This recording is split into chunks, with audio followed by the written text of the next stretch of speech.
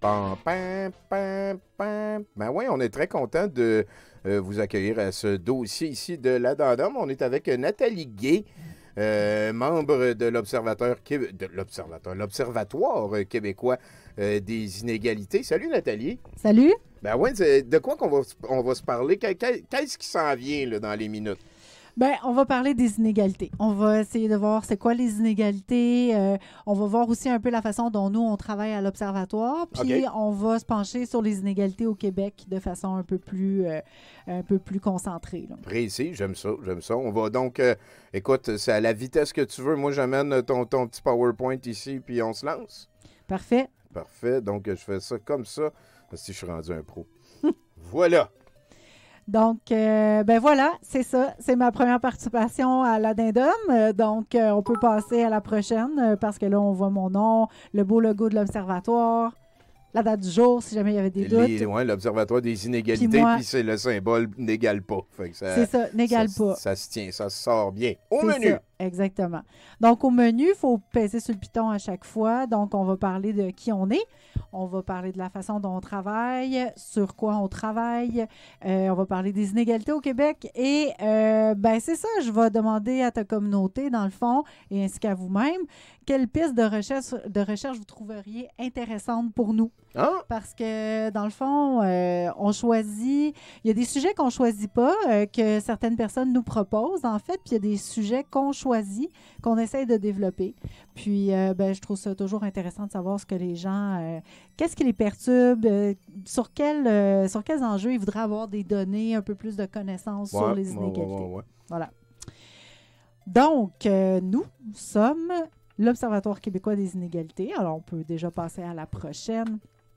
Donc, on est une organisation, on est une OBNL en fait.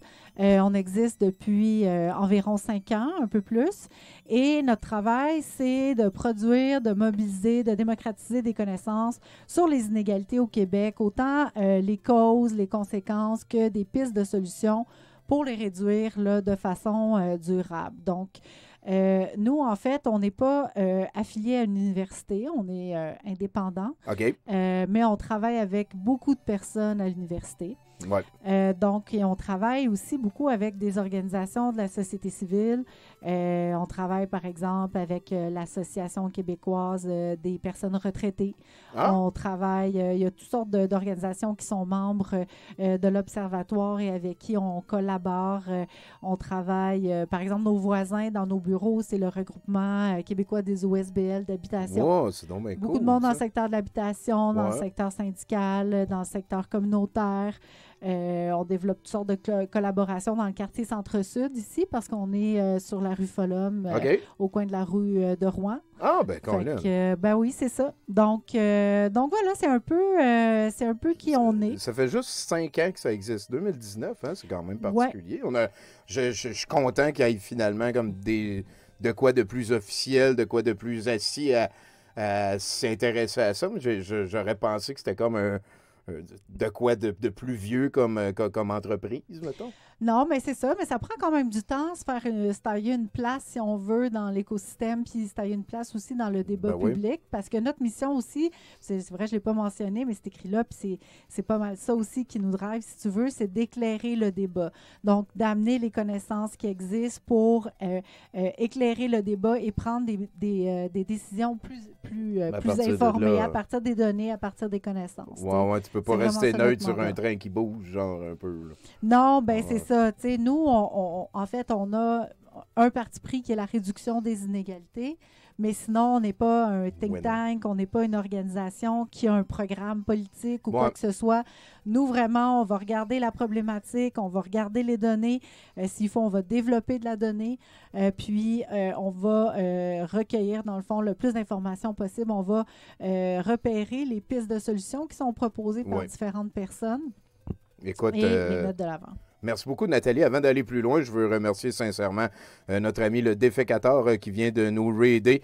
Oui, effectivement, Défécator, qui connaît le domaine depuis longtemps, s'il vous plaît. Donnez-lui un follow si ce n'est pas encore fait. Et je suis très content de vous informer tout le monde qu'on est avec Nathalie Gay de l'Observatoire québécois des inégalités. On commence sa toute petite présentation Donc, voilà, on peut s'en aller ici. Oui, puis ça peut être bien long, mon affaire, fait qu'il faut me le dire si c'est trop, OK? Moi, d'habitude, je donne 3 heures, fait que je te tiens au courant. OK, c'est beau, c'est beau. Donc, c'est quoi les inégalités, dans le fond? Premièrement, on va essayer de se poser la question un peu de la vraie définition, si on veut, des inégalités. Donc, les inégalités, c'est quand il y a une distribution inégale des ressources qui sont considérées comme précieuses dans une société, OK? On peut parler de ressources matérielles, évidemment, l'argent, hein? Bon, les revenus, la richesse qu'on a, nos emplois, les biens matériels, notre voiture, notre chalet, quand on a la chance d'avoir ça, une maison, etc. Mais les ressources matérielles, c'est aussi plus largement les conditions de vie. On peut même parler de la santé. Après ça, les ressources culturelles et sociales, l'éducation, les connaissances, les relations sociales, le statut, la réputation, l'accès aux loisirs, aux technologies, au temps libre. Et ensuite, troisièmement, les ressources de pouvoir. Donc, la capacité d'exercer ses droits dans la société, la capacité d'influencer le développement de la société, de se faire entendre, la participation politique. OK. OK? Ouais. Puis, pourquoi est-ce qu'on dit qu'elles sont sociales? Bien, c'est qu'elles ne sont pas naturelles. C'est-à-dire qu'elles n'apparaissent pas comme ça par magie. C'est pas comme être grand ou être petit ou quelque chose comme ça. C'est plus que ça découle d'une distribution, OK, qui est le fait d'une structure hiérarchisée. Okay? Ouais, tu peux pas être le plus riche si tu es tout seul. Non, c'est ça, peux ça pas prend être du monde autour. Puis une répartition des richesses inégales. Ben, il y a un système qui fait en sorte qu'il y a une répartition qui n'est pas la même pour tout le monde. Voilà. Donc, c'est à ça qu'on s'attaque. On ne s'attaque pas à des inégalités, si on veut, ou des différences naturelles. On s'attaque vraiment à des inégalités qui sont sociales. C'est pour ça qu'elles sont sociales. Donc, évidemment, les inégalités soulèvent des questions de justice. Là, je n'irai pas nécessairement plus loin par rapport à ça, mais évidemment, c'est ça.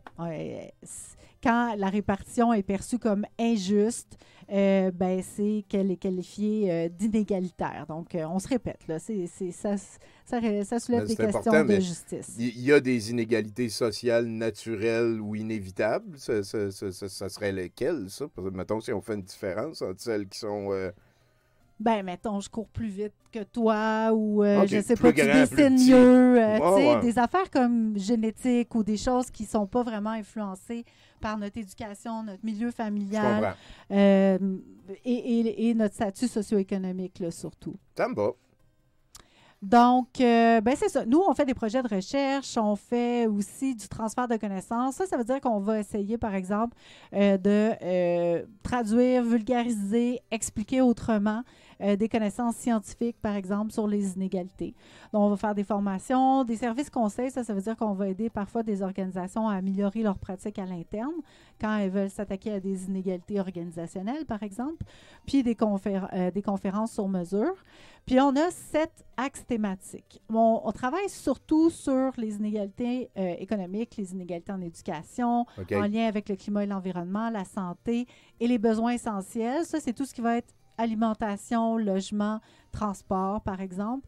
Société et culture, un peu moins. C'est pas que ça ne nous intéresse pas, mais il y a eu comme moins de demandes pour ça de la part de différentes personnes dans notre entourage.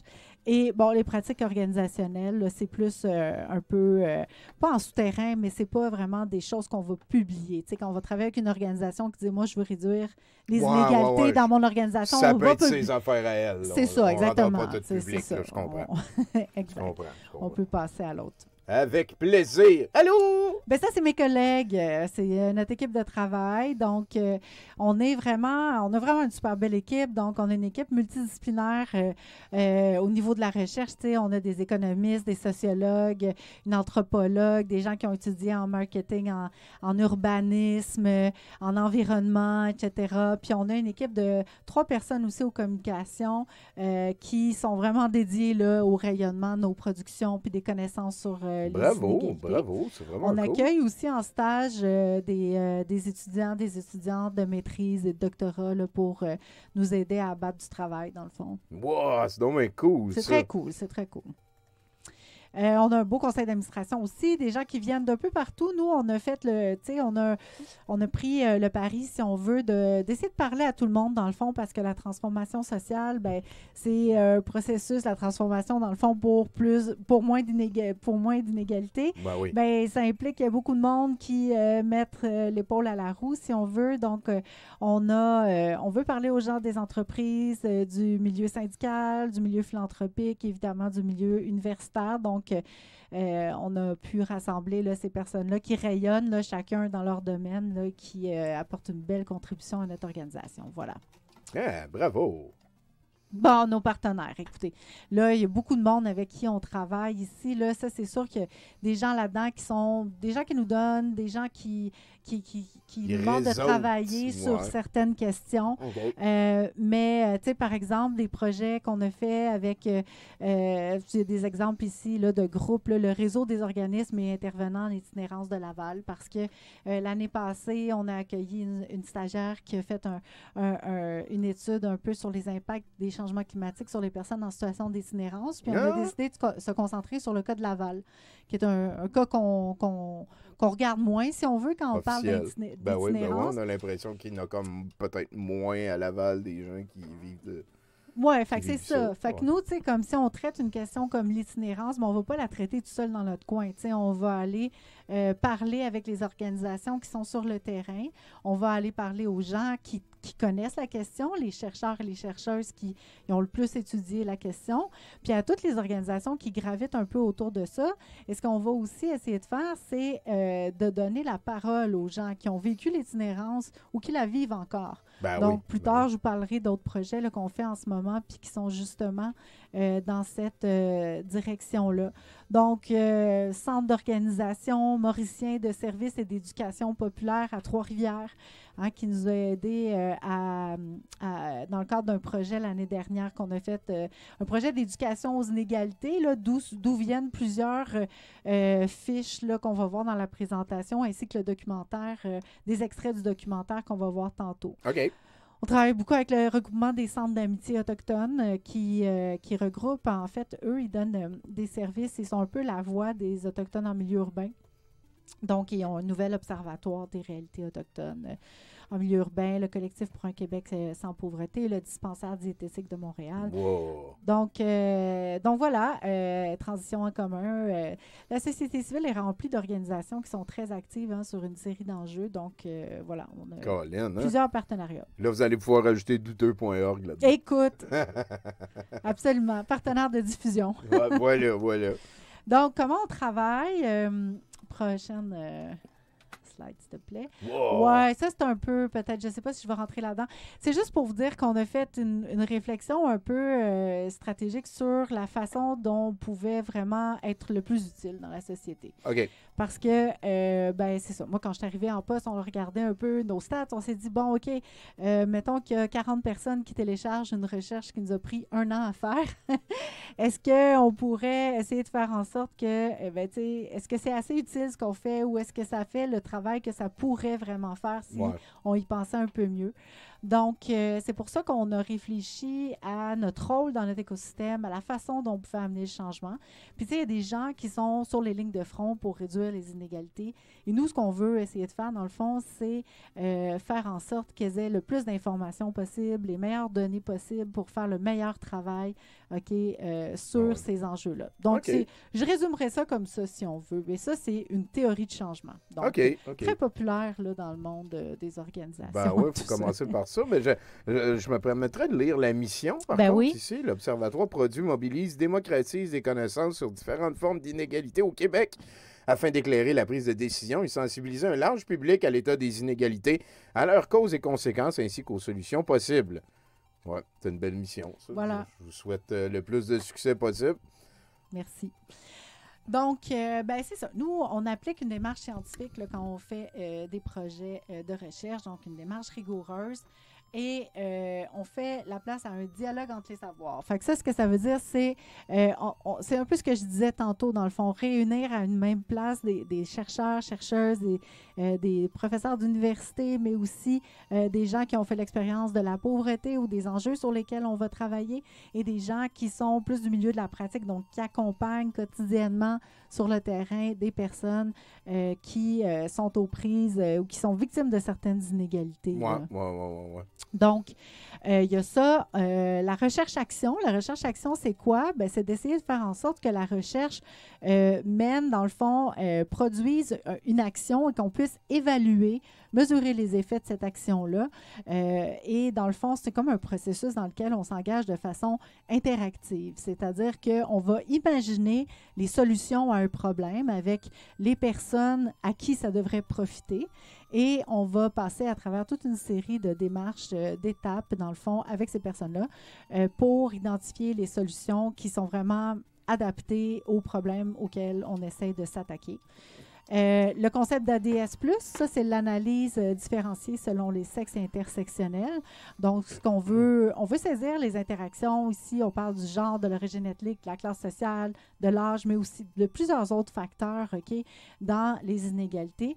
Et c'est pas seulement, en fait, de voir, par exemple, que, par exemple, de faire l'addition d'une série de facteurs de discrimination. Par exemple, de dire, voilà, sur le phénomène de la pauvreté, ça va affecter plus les femmes ou les personnes monoparentales. C'est de dire, non, mais ça peut affecter plus les femmes immigrantes monoparentales, par exemple, que juste l'addition de ces différentes caractéristiques-là. OK, ouais. Je veux dire, c'est l'accumulation, l'aspect cumulatif, dans le fond, de différentes discrimination. Parce qu'il y a des gens, mettons, ils pourraient avoir moins d'inégalités ou se sentir moins discriminés sur certains sujets, mais que là, ça va super mal sur un sujet, fait que là, ça serait quand même...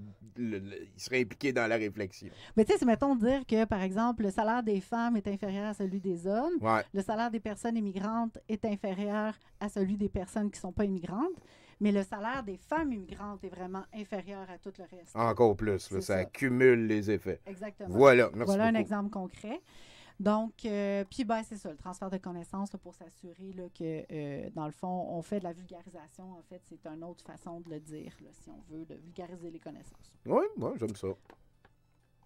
Vulgariser les connaissances. Hein. Oui, ça, on penserait, je m'excuse, il y a peut-être une couple de slides qui sont plus de l'ordre, tu sais, là, je m'en rends compte en ce moment, un peu plus c'est comme tu veux, organisationnel et tout ça, mais c'est juste correct. pour dire que la stratégie, elle fonctionne. Dans le fond, là, tu sais, on essaie de se donner des cibles puis d'être un peu plus visible, puis ça augmente tranquillement. Vous êtes passé de 40 downloads il y a une couple d'années, à là, il y a 130 personnes qui ont assisté à l'événement annuel, puis ce genre de Oui, c'est ça. Ben, tu sais, c'est une caricature, là, quand je dis 40 downloads, là, il y a une couple d'années, il y avait plus que ça aussi. Mais disons que ça augmente. On n'est pas encore sur Twitch, là, mais sait-on jamais. Ben là, il y a 320 personnes qui regardent. Qu'on vient oui, c'est ça. Écoute, pas pire. Allez voir ça. L'Observatoire québécois des inégalités. Le nombre d'abonnés sur les réseaux sociaux, je suis sûr qu'on est capable de donner une go là-dessus. Un mini-documentaire de 15 minutes, ça, tu me l'amèneras, on l'écoutera à un moment donné. Oui, en fait, on va voir des petits extraits de ça tantôt, parce que je ne savais pas si c'était... Mais absolument, c'est disponible sur notre chaîne YouTube. Fait que... je vais aller le downloader, puis on l'écoutera en fin de présentation. En même temps, c'est ta présentation, là, je veux dire. C'est à ta disposition si tu veux skipper des slides puis qu'on aille plus là-dessus. Si tu penses que ça intéresse plus les gens, en ligne, il n'y a pas de problème. Là. Bon, c'est toi la boss, on s'en va vers quoi, là? Sur quoi travaillons-nous? C'est les sujets. Je le sais, vous êtes en train de fabriquer des clones de robots ninja mutants capables de bâtir des communautés sécuritaires autour des jeunes de Trois-Rivières et de leur famille. Go, clone robot mutant!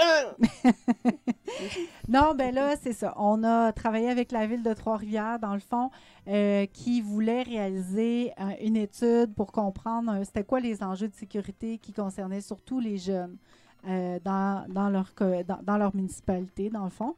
Fait que, c'est ça. On a fait un rapport de recherche on a fait toute une revue là, de la littérature. On a fait des groupes de discussion avec des jeunes.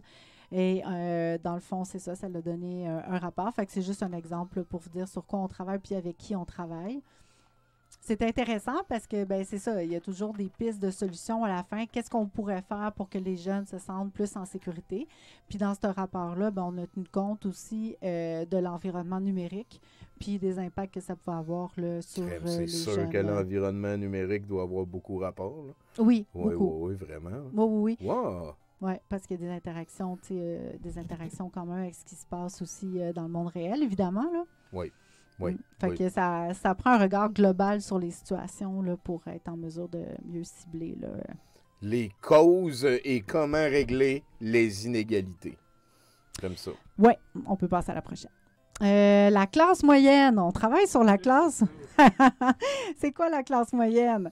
En fait, c'est les classes moyennes. Justement, on a fait une première publication cette semaine, la semaine passée, sur dans le fond, qu'est-ce qu'on entend par les classes moyennes. Puis c'est une publication qui traite de 3 types de définitions. Les définitions sociologiques, donc à quoi c'est relié. C'est un peu, la classe moyenne, c'est un peu ça synthétise pas mal d'aspirations de la société. Là, moi, j'avoue, j'aurais... On se représente ça comme, avoir une maison, avoir une petite famille, à la limite vivre en banlieue ou pas. C'est comme le cliché un peu là, dans notre imaginaire, la classe moyenne. Mais il y a aussi des définitions économiques.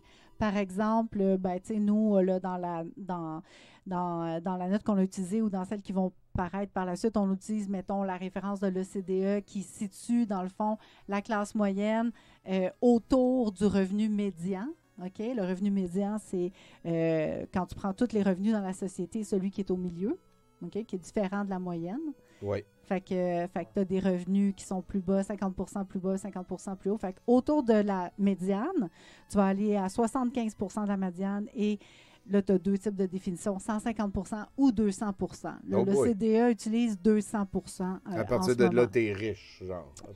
Au-delà de cela, effectivement, 200% du revenu médian, tu rentres dans la case dans la case des plus aisés. Voilà. Et puis, tu as aussi la question de l'auto-identification. Parce que ce qu'on se rend compte, en fait, il y a plusieurs personnes dans la littérature, c'est ce qu'on a vu, qui ont fait des enquêtes puis qui se rendent compte que la plupart des riches pensent qu'ils sont dans la classe... En fait, il y a beaucoup de riches qui pensent qu'ils sont dans la classe moyenne. Oui.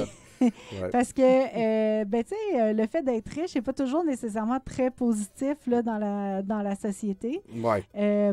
Alors que les pauvres, ils savent qu'ils sont pauvres, qu'ils ne sont pas dans la classe moyenne. Ils ne sont pas trop d'illusions par rapport à ça nécessairement. Oui, je comprends.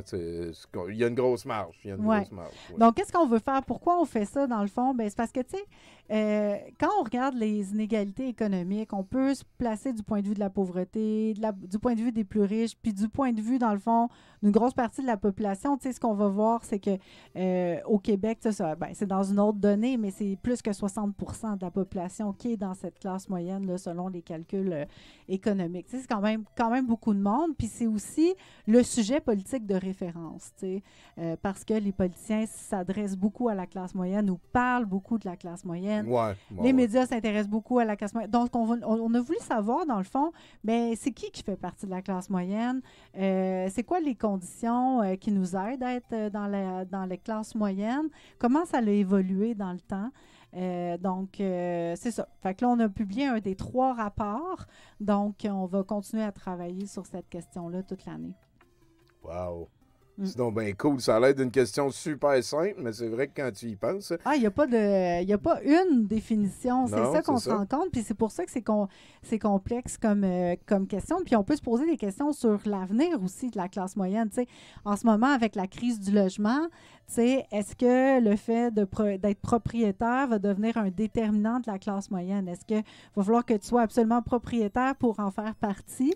Donc, ça va être intéressant quand on va sortir la note 2 de voir l'évolution du pourcentage de propriétaires dans la classe moyenne maintenant versus il y a 50 ans. Est-ce que ça a bougé ou pas? Oui, parce que, comme tu disais tantôt, avoir sa classe moyenne, être dans la classe moyenne, c'est avoir une maison, ça a rapport avec comme des attentes sociétales, puis ces affaires-là, il y a des statuts. Là. Fait que peut-être que là, sortir de tu vas pouvoir être dans la classe moyenne, mais pour être propriétaire de maison.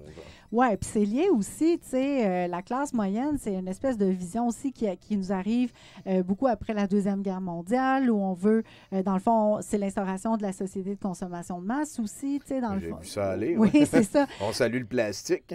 Oui, mais c'est tout relié aussi à ce moment très historique, dans le fond, où on a pris le pari d'une meilleure distribution de la richesse pour encourager, pour soutenir l'économie, puis bon, combattre aussi certaines idéologies politiques, là, c'est sûr que c'est relié. Mais c'est ça. Fait qu'aujourd'hui, on en est où avec ça, dans le fond? Est-ce que c'est encore soutenable? Est-ce que comment est-ce qu'on repense la classe moyenne? Bon, on n'ira pas vraiment là-dedans dans nos notes, là, qui sont plutôt factuelles et tout, mais dans des discussions autour de la classe moyenne, c'est le type de choses qui peuvent être évoquées, tu sais, parce que c'est relié à ça comme émergence. Ouais. Absolument. Bon, l'itinérance et les changements climatiques, j'en ai parlé un petit peu tout à l'heure. Donc, on sait qu'avec les changements climatiques, les personnes en situation d'itinérance peuvent être affectées par toutes ces perturbations-là. Je vais donner un exemple. Par exemple, le fait qu'en hiver, il y a plus de pluie. Bien, ça change vraiment quelque chose quand on vit dans la rue parce que, tu sais, c'est ça, on va recevoir des précipitations liquides. Puis là, quelques heures plus tard, il va faire geler, comme moins 15. Fait que là, on est mouillé, donc on a extrêmement froid.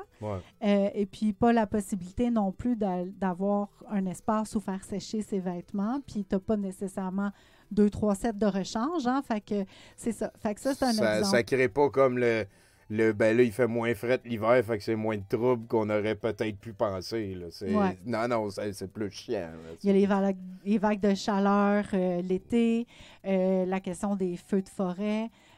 Par exemple, quand il y a eu les feux de forêt, il y a quelqu'un justement d'un groupe en itinérance qui me racontait qu'il y avait des refuges pour personnes itinérantes qui avaient été réquisitionnés pour héberger des personnes qui avaient perdu leur maison, qui avaient été évacuées de zones de feu de forêt, tu sais.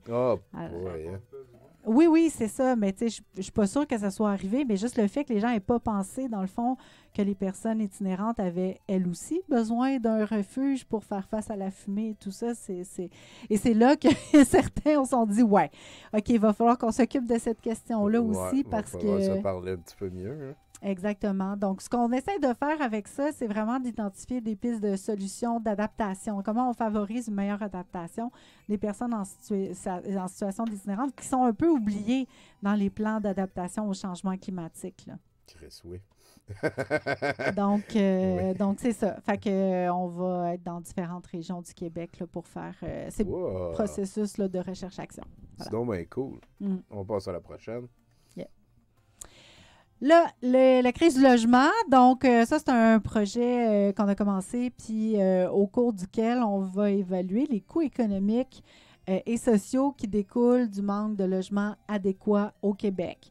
Donc, on parle, évidemment, quand on parle des logements, du manque de logements adéquats, on parle, par exemple, d'une pénurie de logements abordables, d'une pénurie de logements qui correspondent aux besoins, oui, puis qui sont salubres. Les 3 dimensions sont importantes, t'sais. Donc, qui correspondent aux besoins. Moi, si j'ai 4 enfants, puis que j'ai juste accès à un 4,5, ça ne correspond pas à mes besoins, tu sais. Donc, c'est ça. Ça dépend des enfants, là.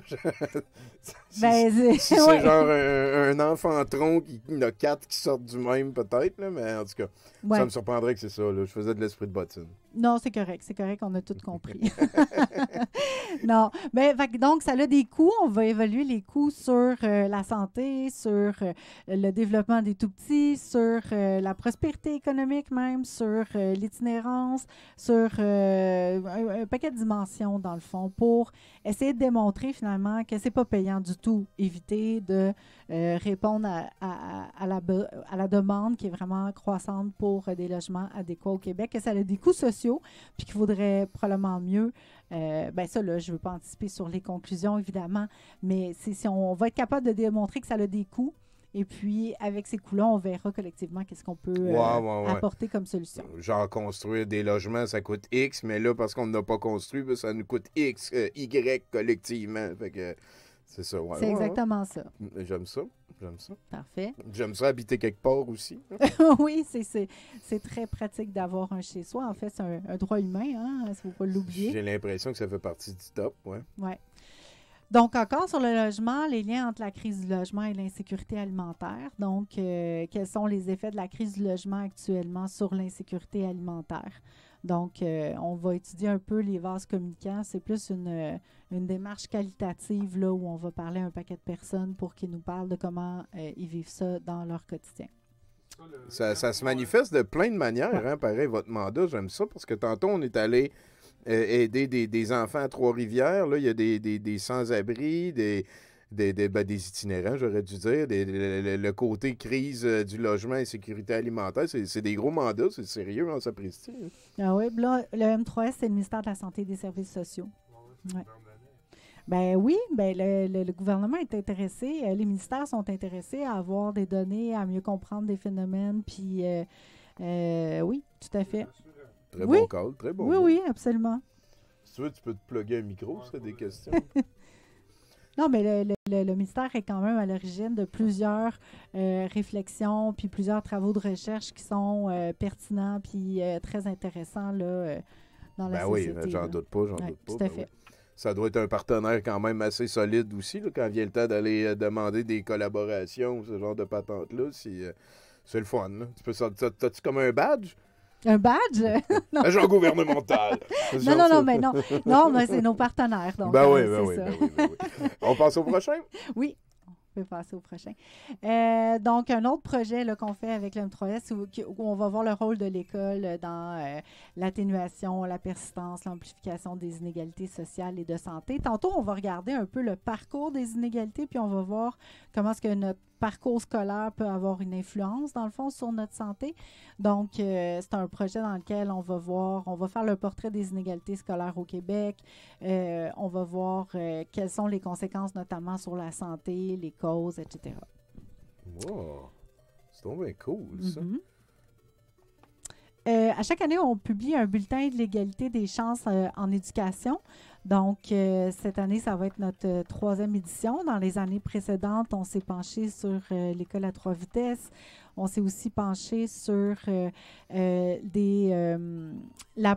fait, l'importance, dans le fond, du revenu et du niveau d'éducation de nos parents dans notre réussite scolaire. Oh boy! Donc, on a travaillé avec des chercheurs et chercheuses qui ont fait le croisement entre des données liées à l'accès aux études collégiales, à la diplomation, avec des données qui relèvent plus de sources administratives qui sont liées aux revenus de leurs parents et au niveau de scolarité de leurs parents. Tape dessus. Puis dans les niveaux de scolarité, est-ce qu'on y va de toute la panacée de niveaux de scolarité? Là? On va dessus dans le... Non, parce qu'on n'a pas ces données-là pour les niveaux primaires. Pas primaire, secondaires, mais mettons. technique ou... Puis, oui, tout à fait. Technique, etc. Ou les professionnels de la construction, mettons. Là. En construction, c'est secondaire 3. Oui, non, on n'est pas au niveau secondaire parce que c'est pas les mêmes sources de données. T'sais, un de nos combats, c'est l'accès à des sources de données, puis tout n'est pas accessible toujours à tous les endroits. C'est quand même assez compliqué, là. Mais là, on s'est vraiment concentré sur le niveau collégial. Donc oui, on peut voir la différence entre les parcours général et professionnels. On peut voir, par exemple, que c'est ça, il va y avoir un peu une surreprésentation de gens dont les parents ont un plus haut niveau de scolarité au niveau du parcours général qui mène normalement à l'université. Aussi, on peut voir qu'il va avoir un impact, dans le fond, il va avoir une diplomation plus grande, plus les revenus des parents ils vont être élevés. Ouais. Au niveau, il va y avoir aussi ces différences-là au niveau technique, mais un petit peu moins au niveau de la scolarisation des parents, si ma mémoire est bonne. Mais là, c'est ça. On produit beaucoup de rapports à chaque année. Là. Fait que moi, j'ai un point de vue général. C'est beaucoup de données. Fait que, je fais une petite mise en garde. Là. Ça peut m'arriver de me tromper, de ne pas me rappeler d'un détail. Là. Merci, mais ça a un impact. Ouais. Oui, ça doit avoir un impact dans ce précis. Oui. Ouais, on passe au prochain? Oui. Les mieux nantis au Québec et au Canada. Donc, ça, c'est un chercheur en résidence. C'est le titre qu'on donne à nos stagiaires qui a fait une recherche sur le portrait des mieux nantis au Québec et au Canada sur une période de 20 ans. Fait que c'est un peu comme le projet Classe moyenne dont je parlais tantôt, mais là, on regardait les 10 des plus hauts revenus au Québec et au Canada.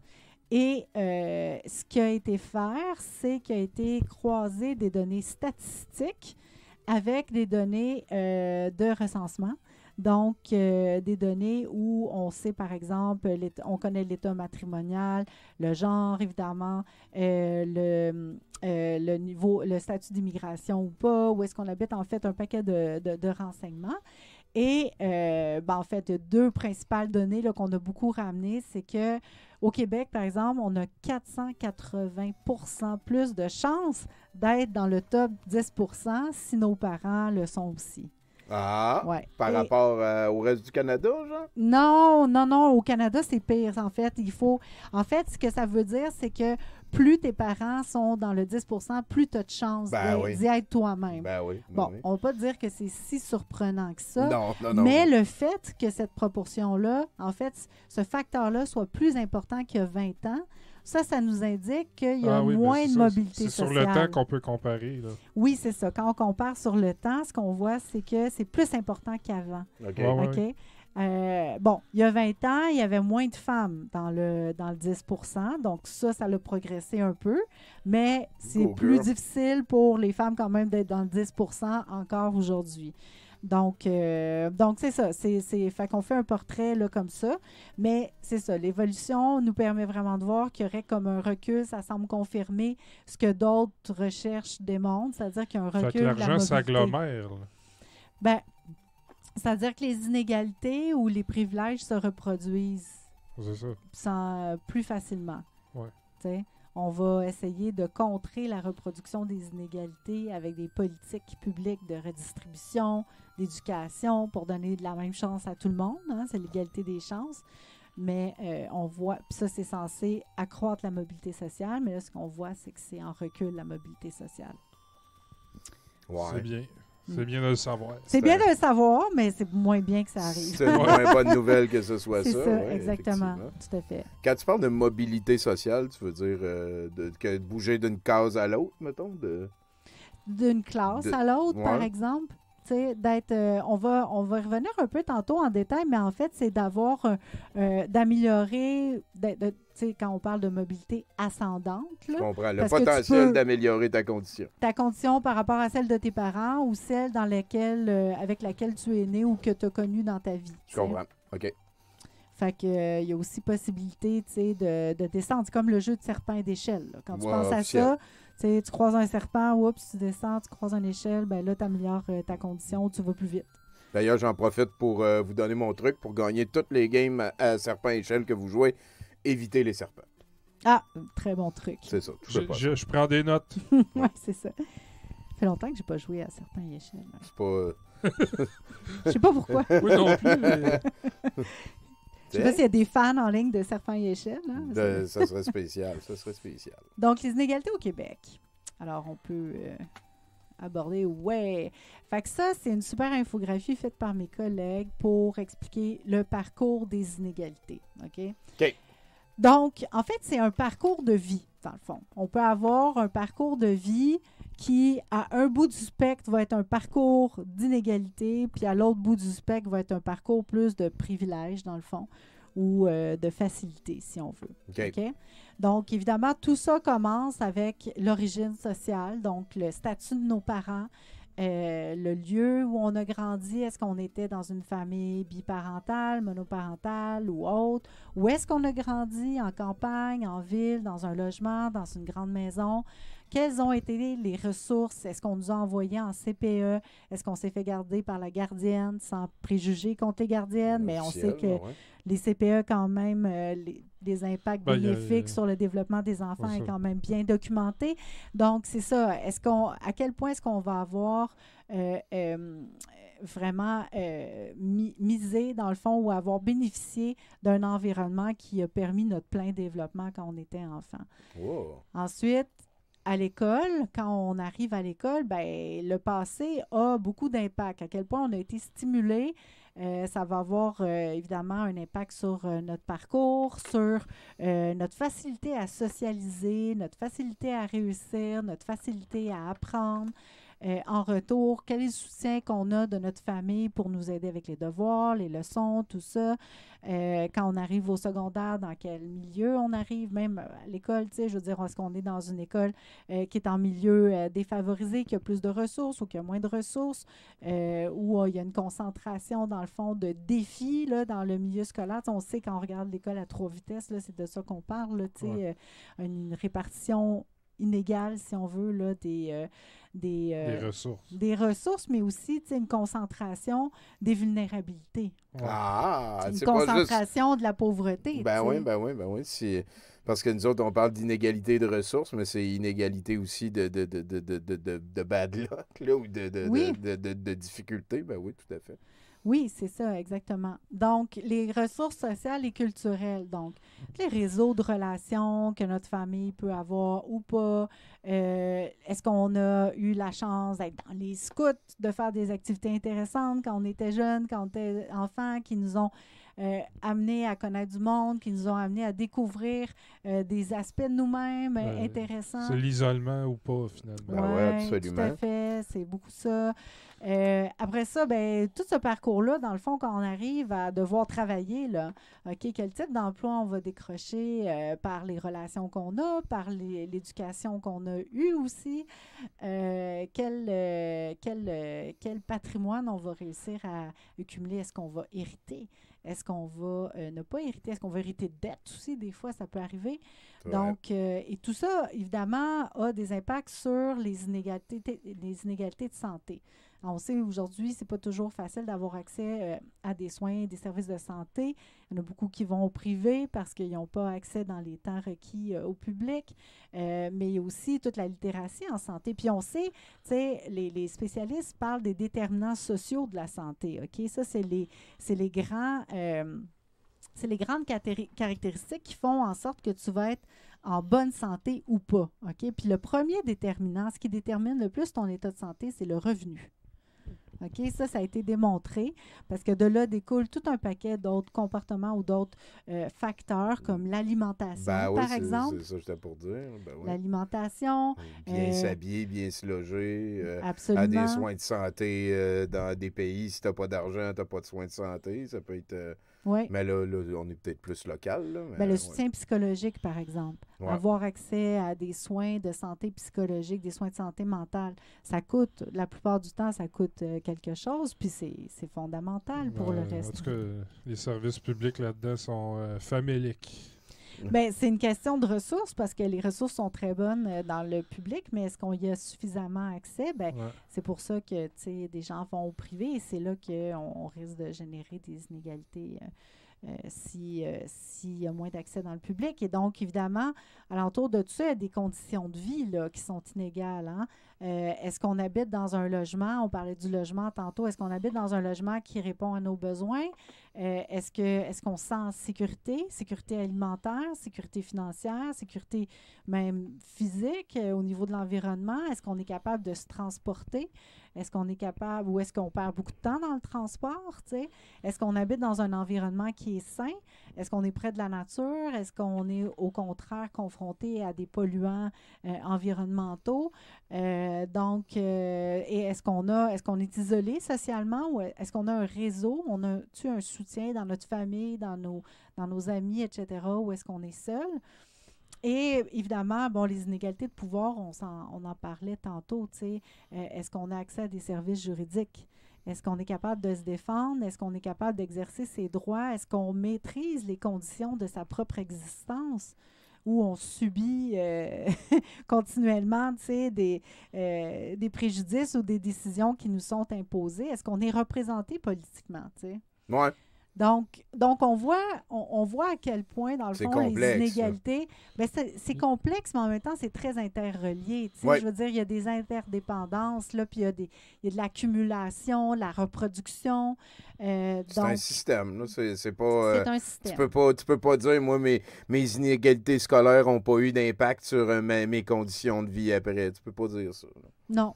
On voit très bien, on a tout notre parcours individuel en tête, puis ça évoque quelque chose. J'aime ça illustrer comme ça aussi, de voir commencer par le début, l'origine sociale, les inégalités scolaires, on grandit, après ça, le potentiel économique, j'aime ça illustrer comme ça. J'aime ça illustrer comme ça. Puis à gauche, il est écrit quoi? Un système dans lequel les inégalités sont interdépendantes, génère des boucles de rétroaction, s'accumulent, se reproduisent. Ben voilà. Ben oui, s'accumulent et se reproduisent absolument. Là. Si t'es pas en santé, tu seras pas en santé pour aller travailler aussi. Là.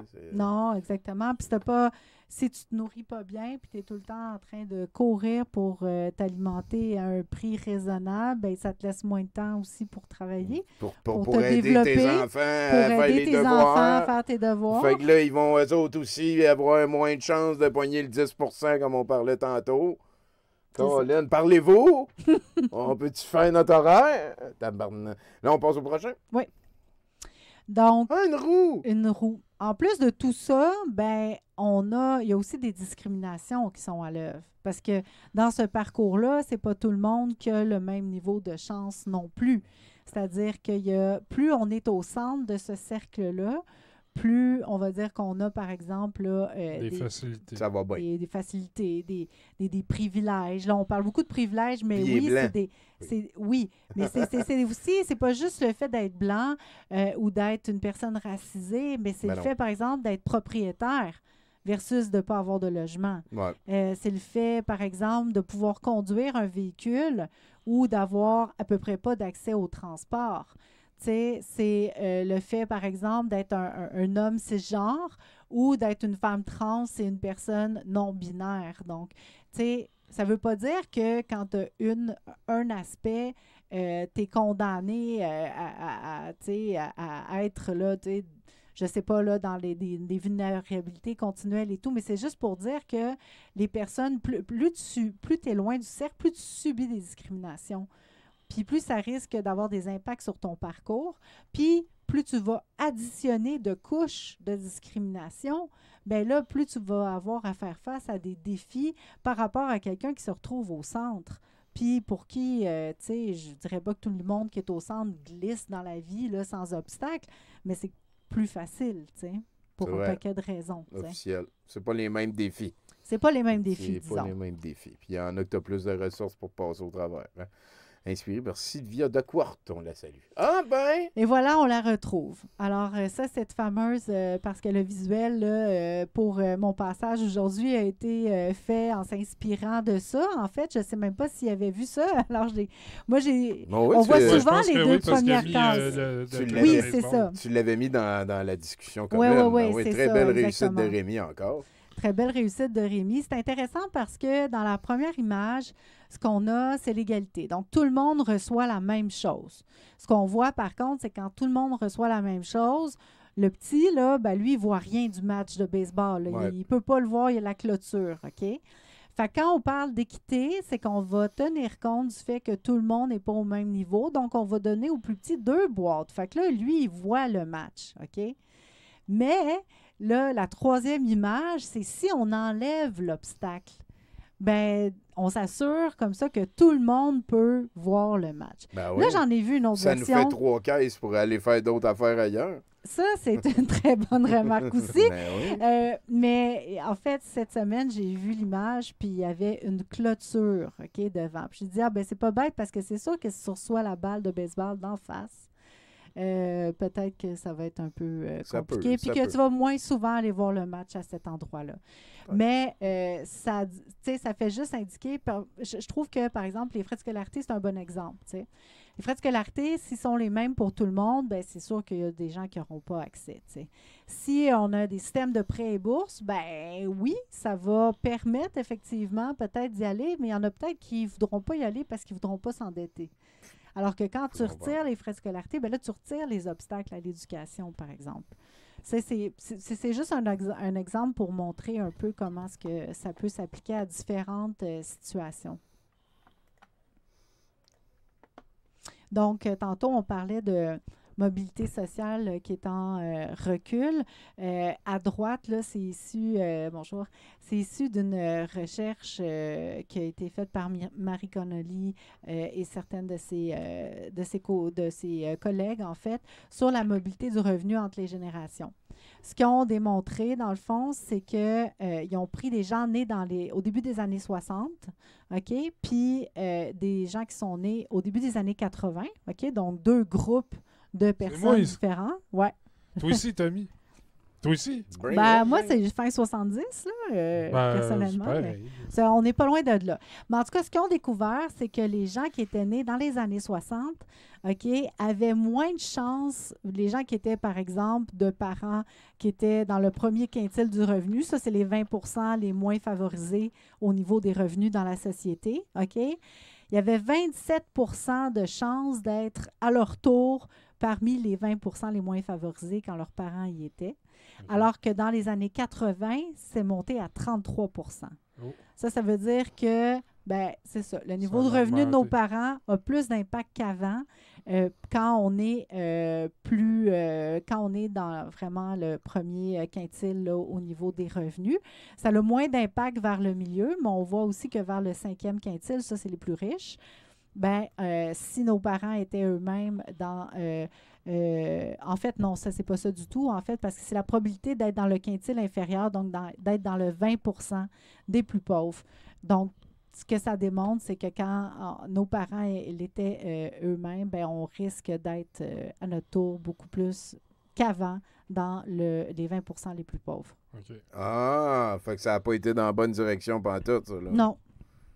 Non. Puis on voit que c'est ça, dans le 5e quintile, ils ont encore moins de chances qu'avant d'être parmi les plus pauvres. C'est ce que ça démontre, là, ceci. Donc, pour briser la transmission intergénérationnelle, justement, de la pauvreté ou de la condition ou de la classe sociale, si on veut, on mise sur des politiques qui favorisent l'égalité des chances.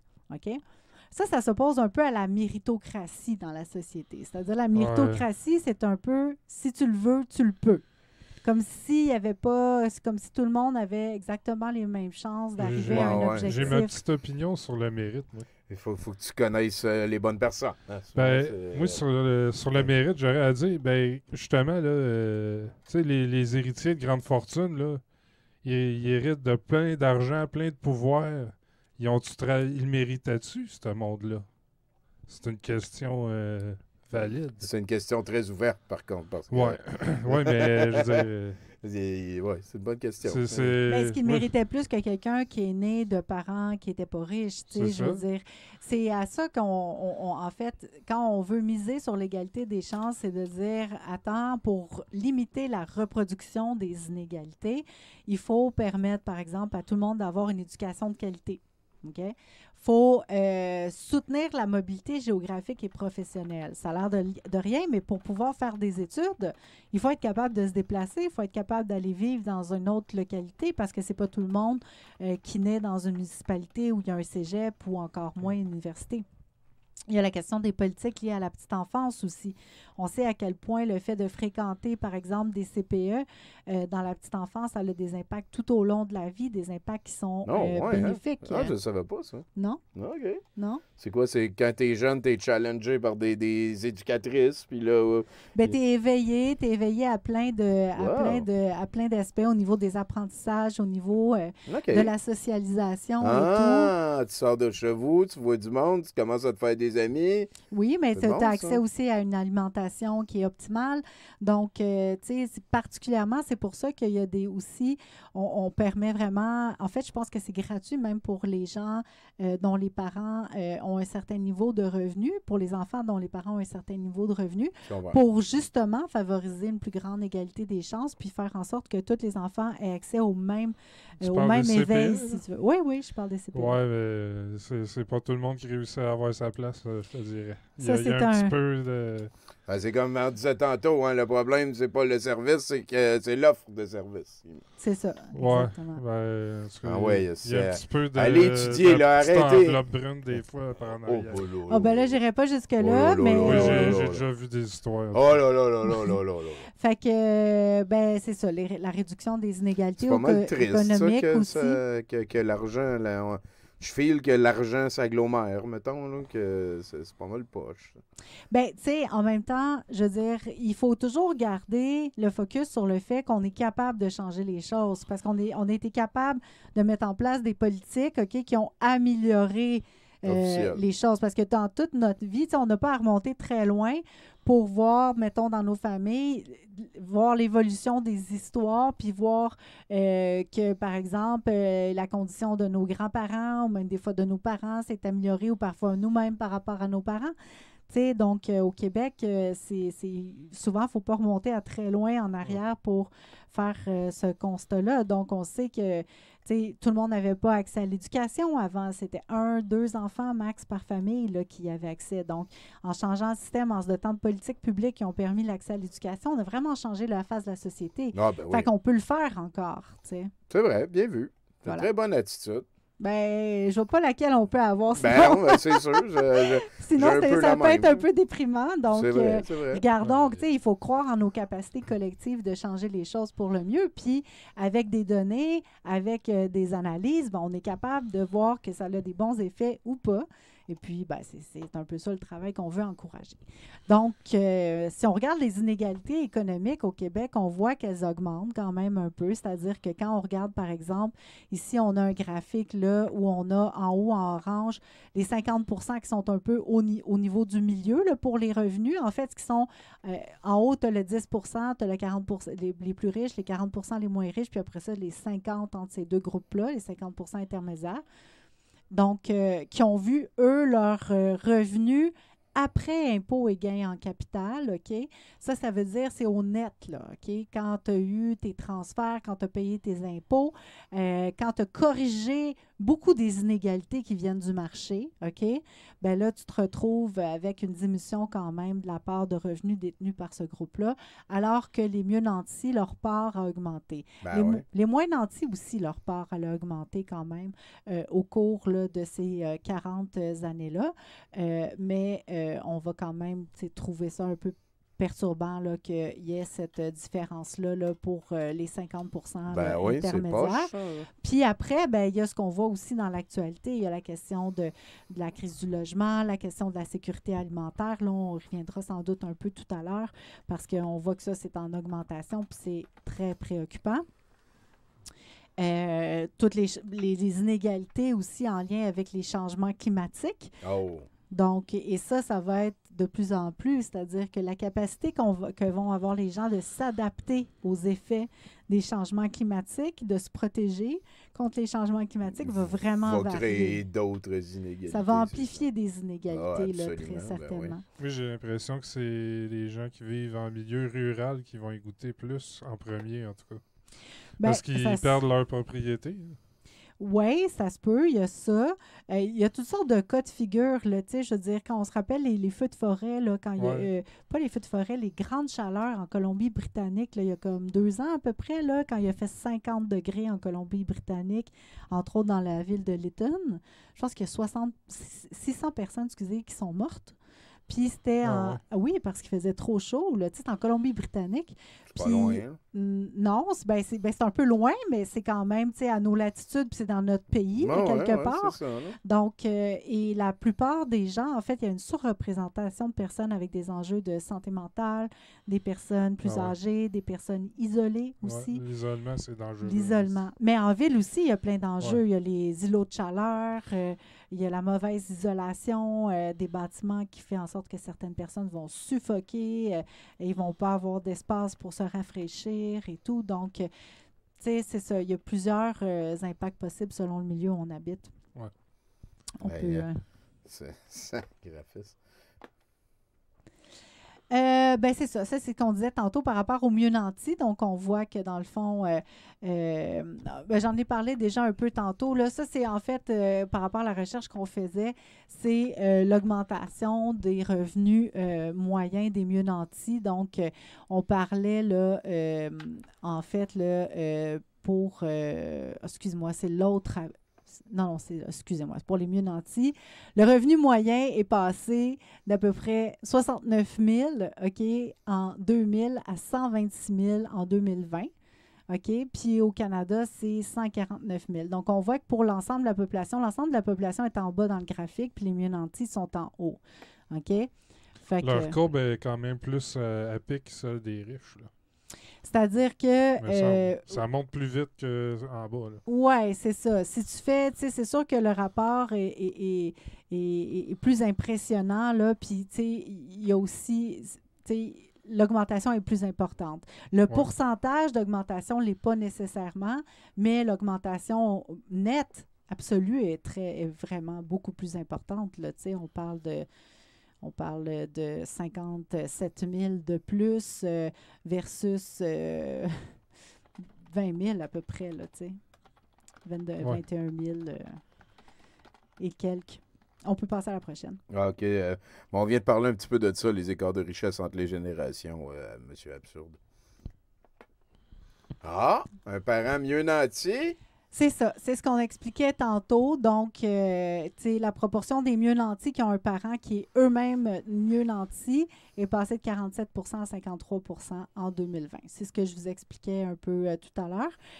C'est moins pire, entre guillemets, un peu légèrement que dans le reste du Canada.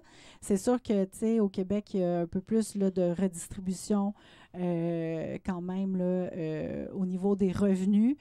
Pas nécessairement au niveau de la richesse accumulée du patrimoine, mais au niveau les inégalités de revenus sont généralement moins marquées au Québec que dans le reste du Canada. Puis ça, c'est parce qu'on a plus de filets sociaux. On a un meilleur filet social. Ben, on a, c'est ça, plus des transferts plus généreux. Il y a beaucoup aussi de transferts en lien avec les familles aussi. Oui, oui. Donc, il y a des politiques de redistribution un peu plus progressistes.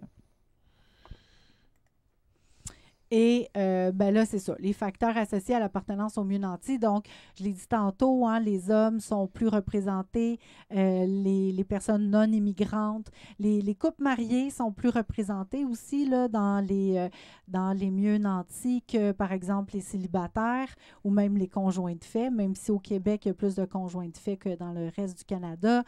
Les populations urbaines légèrement mieux représentées, mais là où c'est vraiment déterminant, les facteurs là, qui augmentent les chances d'être mieux nantis, évidemment, c'est l'étude supérieure au niveau secondaire, puis le fait d'avoir un parent mieux nanti. Ah, salut parent mieux nanti. Voilà. 550%, c'est let's go Eric Trump, t'es un héros. Donc, là, les inégalités de patrimoine, c'est-tu encore bon ou je suis en train d'endormir tout le monde? Absolument. Il y a encore 272%. D'habitude, puis là, je suis pas endormi. OK, c'est bon. On pourrait peut-être mettre un petit clip à un moment donné. Si on arrive à la moitié, on pourrait... mais on les a pas mis tantôt, les clips, non, après la diapo 12. Non, mais puis, on peut mettre ton documentaire au complet, là. Ah oui, OK. Bien sûr. Moi, j'aurais aimé ça qu'on mette les petits clips parce qu'ils sont plus dynamiques. Ben, c'est toi qui décides. Fait que ce qu'on peut faire, c'est mettre les deux petits clips, les un en arrière de l'autre, puis ça va. Tiens, mettons, je fais. Wow, je fais ça comme ça. Je fais ça comme ça. C'est que je suis rendu un pro, hein. Check ça. Des petits clips. Classe moyenne, maintenant, c'est 100 000 $, j'imagine. Il reste pas grand-chose dans leur poche. Se faire plaisir à l'occasion. Être capable de mettre un peu d'économie pour le futur. Une voiture, avoir un appartement, en ne pouvant pas se permettre des grandes fragrances, mais en même temps de pouvoir se permettre d'avoir une qualité de vie assez correcte, mais avec un stress qui est apporté à ce niveau de vie-là.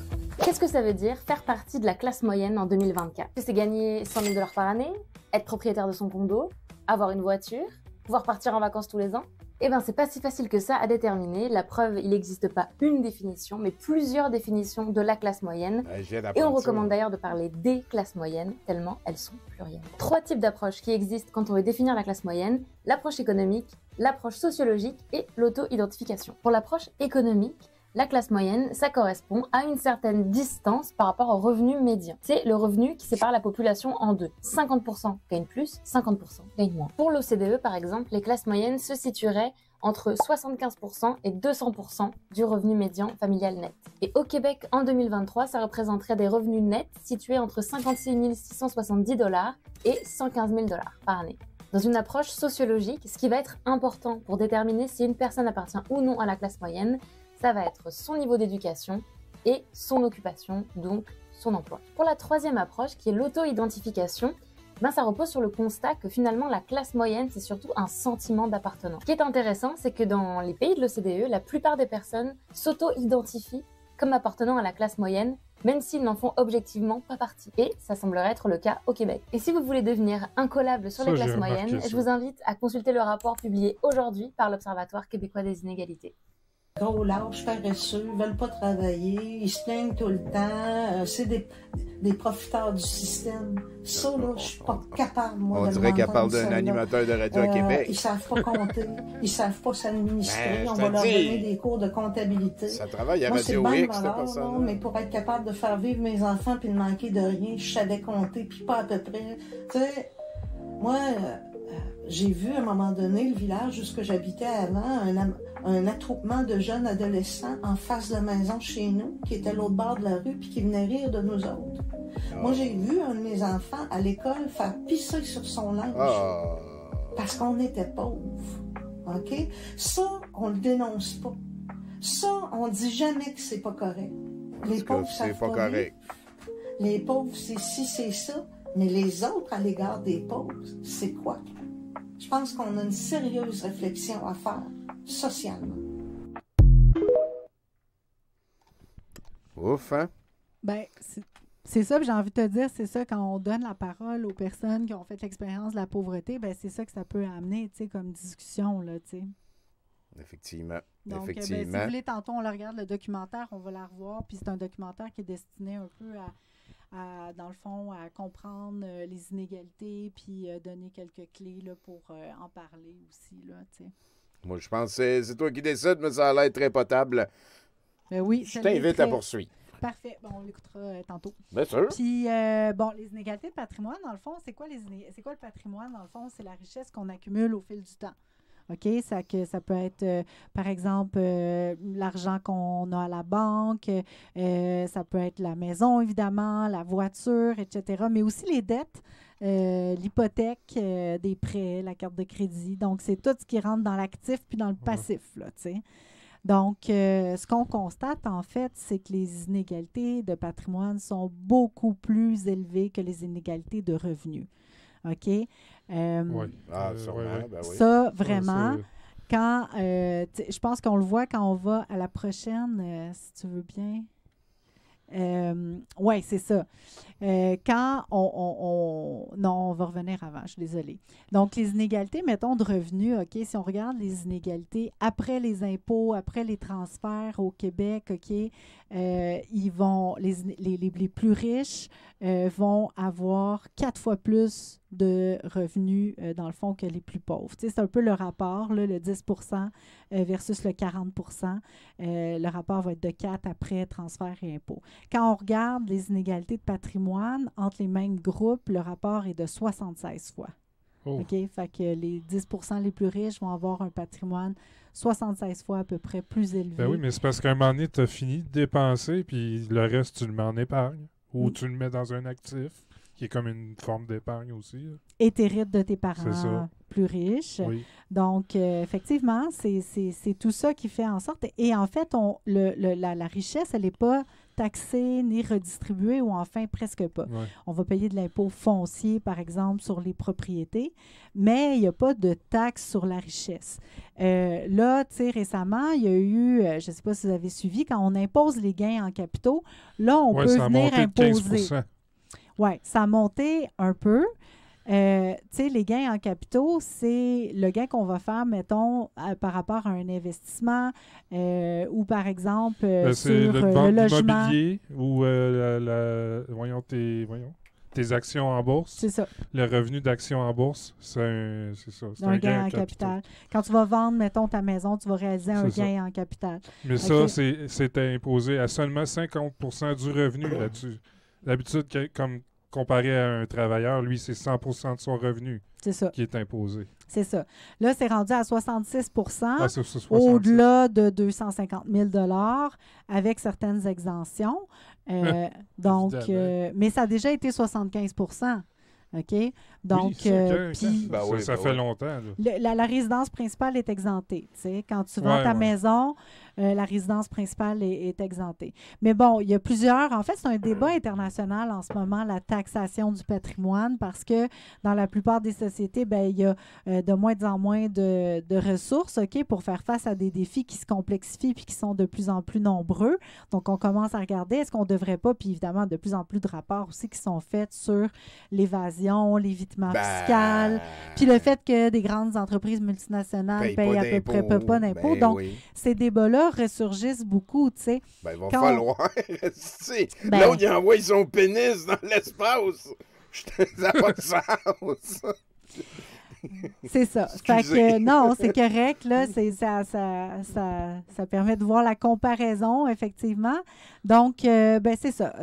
On a fait un travail là-dessus. Puis, c'est pas un sujet dont on parlait beaucoup au Québec. Puis, en tout cas, je pense qu'on a contribué à mettre un peu le sujet là, à l'ordre du jour, si on veut, pour qu'on s'y intéresse un peu. Mais c'est un mouvement mondial qui... Il faut en parler beaucoup là, de ça. Tu sais, à chaque année, là, quand il y a le Forum économique mondial, il y a toujours là, une couple de centaines de millionnaires qui signent des lettres puis qui demandent à être plus taxés, tu sais. Qui disent, vous devriez nous taxer, ça n'a pas de sens que les employés qui sont les moins payés dans notre entreprise payent plus d'impôts que nous autres, tu sais. Quand on a fait le lancement de notre étude avec notre assemblée annuelle avec la publication du rapport des mieux nantis, il y avait Claire Trottier qui était là, qui était une riche philanthrope, en fait. C'est elle, la madame avec les cheveux super courts? Là? Oui, c'est elle. Déjà vu, c'est elle, et elle, c'est une de ces héritières millionnaires qui demande à être plus taxée, tu sais, puis qui va dire que ça n'a aucun sens, puis qui milite là, pour qu'on ait soit un impôt sur la fortune, un impôt sur les héritages aussi. Les héritages boffés, mais oui, je sais que écoute, c'est tout à fait le zeitgeist. Il faut qu'on règle ça. Ça n'a pas de sens. Je suis d'accord. Mais c'est pas évident d'avoir ces discussions-là. Il y a différentes pistes de solutions encore là, mais ça vaut la peine quand même de considérer la question là, dans un contexte où on a de moins en moins de sous, puis qu'il y a des déficits, etc., puis que là, il y a une pression sur les finances publiques, puis et alors qu'il y a beaucoup de besoins sociaux là, qui, on le voit, là, tout à fait. On peut passer... J'ai remarqué ça, effectivement. Oui, la prochaine. Oui, bien là, je n'irai pas plus loin là-dedans là, parce qu'il commence à se faire tard. Là, puis, il y a beaucoup de chiffres, là, ça fait beaucoup de données aussi. C'est dense. On peut passer à un autre sujet, en fait. Tu sais, les inégalités sociales de santé, par exemple. Tu sais, on en parlait... on en a parlé un petit peu tantôt. Tu sais, on le sait généralement, là, je vous disais tantôt que le revenu est le déterminant de la santé le plus important. Oui. OK. Quand on regarde ici, là, par exemple, au milieu, l'état de santé perçu comme excellent ou très bon chez les 15 ans et plus au Québec, là, mais plus le revenu augmente, plus on a tendance à se percevoir comme en bonne santé. Okay. On a plein d'autres statistiques. OK. 2 fois plus de personnes à faible revenu qu'à haut revenu qui déclarent avoir reçu un diagnostic de diabète. OK. Plus le revenu est faible, plus le risque de recevoir un diagnostic d'arthrite est grand. En fait, de l'arthrite, oui, c'est ça. Oui, j'avoue que c'est plus du monde qui travaille manuel, j'imagine. Là, je pourrais pas dire pourquoi exactement. Mais quand il y a vraiment un lien avec le revenu, fait que peut-être que c'est lié à l'emploi, peut-être ça peut être lié. C'est sûrement une hypothèse intéressante à regarder, mais je pourrais pas te dire, là, tout à fait. On n'est pas équipé, il n'est pas écrit ça, là. Non, il n'est pas écrit ça. Ça, c'est une infographie, là, ça résume. On peut passer à l'autre page. Comme là, 6,3 ans d'écart en moyenne entre les moins riches et les plus riches. OK? On parle en espérance de vie en santé. En espérance de vie en santé. Exactement. Fait que ça, c'est majeur là, comme beaucoup, différence. C'est beaucoup, 6,3 années. Ben oui, ça veut dire le voisin, il peut...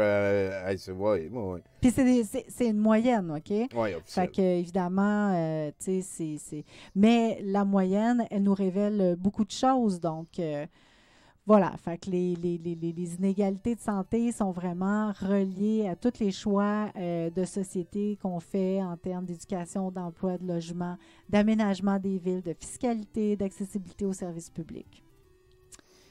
On peut avancer encore un peu. Bon, on faisait un webinaire la semaine passée, sur la question de l'insécurité alimentaire. Peut-être 2 choses à dire à propos de l'insécurité alimentaire parce qu'on fait cette présentation-là à chaque année pour voir avec les derniers chiffres. Là, c'est le temps des fêtes qui commence. On fait toujours ça avant justement là, le temps des fêtes et tout ça parce que ça rentre dans les campagnes là, des banques alimentaires et tout là, qui appellent en ce moment à la générosité. Là. C'est le moment là, de donner parce que c'est un moment difficile qui commence, là, évidemment, la période des fêtes. Et donc, 2 choses que je voulais dire par rapport à ça. D'un, moi, j'ai été frappée parce qu'il y avait un représentant de la Fédération étudiante collégiale du Québec qui est venu dire que l'insécurité alimentaire, c'était devenu la première préoccupation de cette organisation-là.